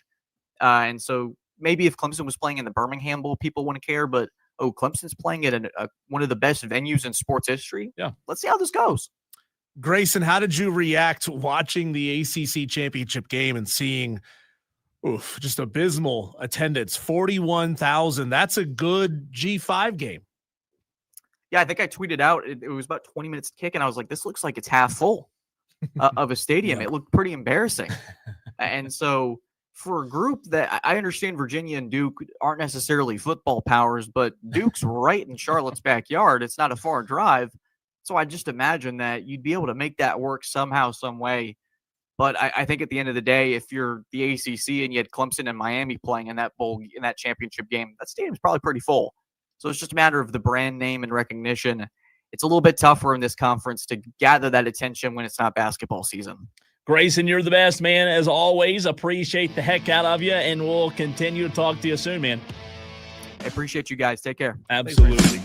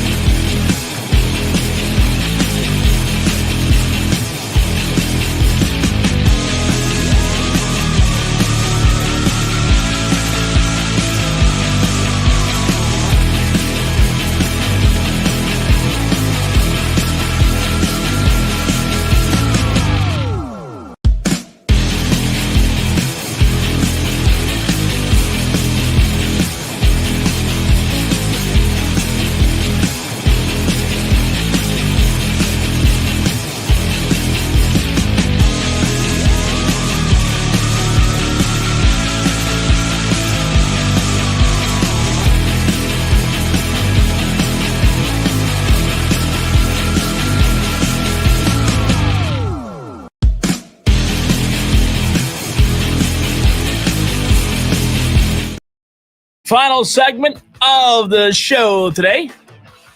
And then we will do it again tomorrow. But Diesel, a shortened show tomorrow because of Furman basketball tomorrow on these airwaves. Oh, the Furman's rounded into shape, man. They're looking pretty good over these last 3 or 4 games. They are. They're playing a lot better. You know, a lot of new faces. It seems like the Paladins are rocking and rolling. How about some basketball tonight? If you are a college basketball fan and you're wanting to go home and say, yeah, college basketball on, well, guess what? I'm going to be blunt. Tonight's not that night. Not a good night for college basketball. Not a lot happening. Now, tomorrow, Diesel, a different story. A really big night tomorrow. By the way, Furman is hosting Bob Jones tomorrow. A Pepsi countdown to kickoff at 6, right here on the Fan Upstate, tip at 6:30. So not the best night for college football tonight, or college basketball, rather, but tomorrow, a really big slate. Tonight, you've got, unless you're catching up on Landman reruns, you've got Eagles Chargers tonight in the NFL. Philadelphia, a 1.5-point favorite, Diesel, over the Chargers tonight. Where's Matt Kraft? I mean, big Chargers fan, hadn't heard a peep out of him today about these Chargers tonight. Yeah, Herbert injured. I haven't seen. Is he going to play? I have. Looking at the depth chart right now. I think he was listed as questionable last I saw. Yeah, was still listed as questionable. You don't want to have to go with Trey Lance. But no, we'll see if he actually gets out there and plays. It was a broken left hand. And you know what's weird about that? He's listed as questionable, and then what was it, Thursday night, Diesel, with Amon-Ra St. Brown, we were sitting here asking the same question. I did see 26 minutes ago, expected to play. You need this one tonight. I mean, if you're the Chargers, you know, you have a chance to kind of get Philadelphia while they're down. They're not playing like they should be with the talent they have. So I did see a report 26 minutes ago that says he is expected to play, which would be really big tonight. We'll see. I mean, is he going to have a little extra padding on that left hand? Is it going to maybe affect his ability?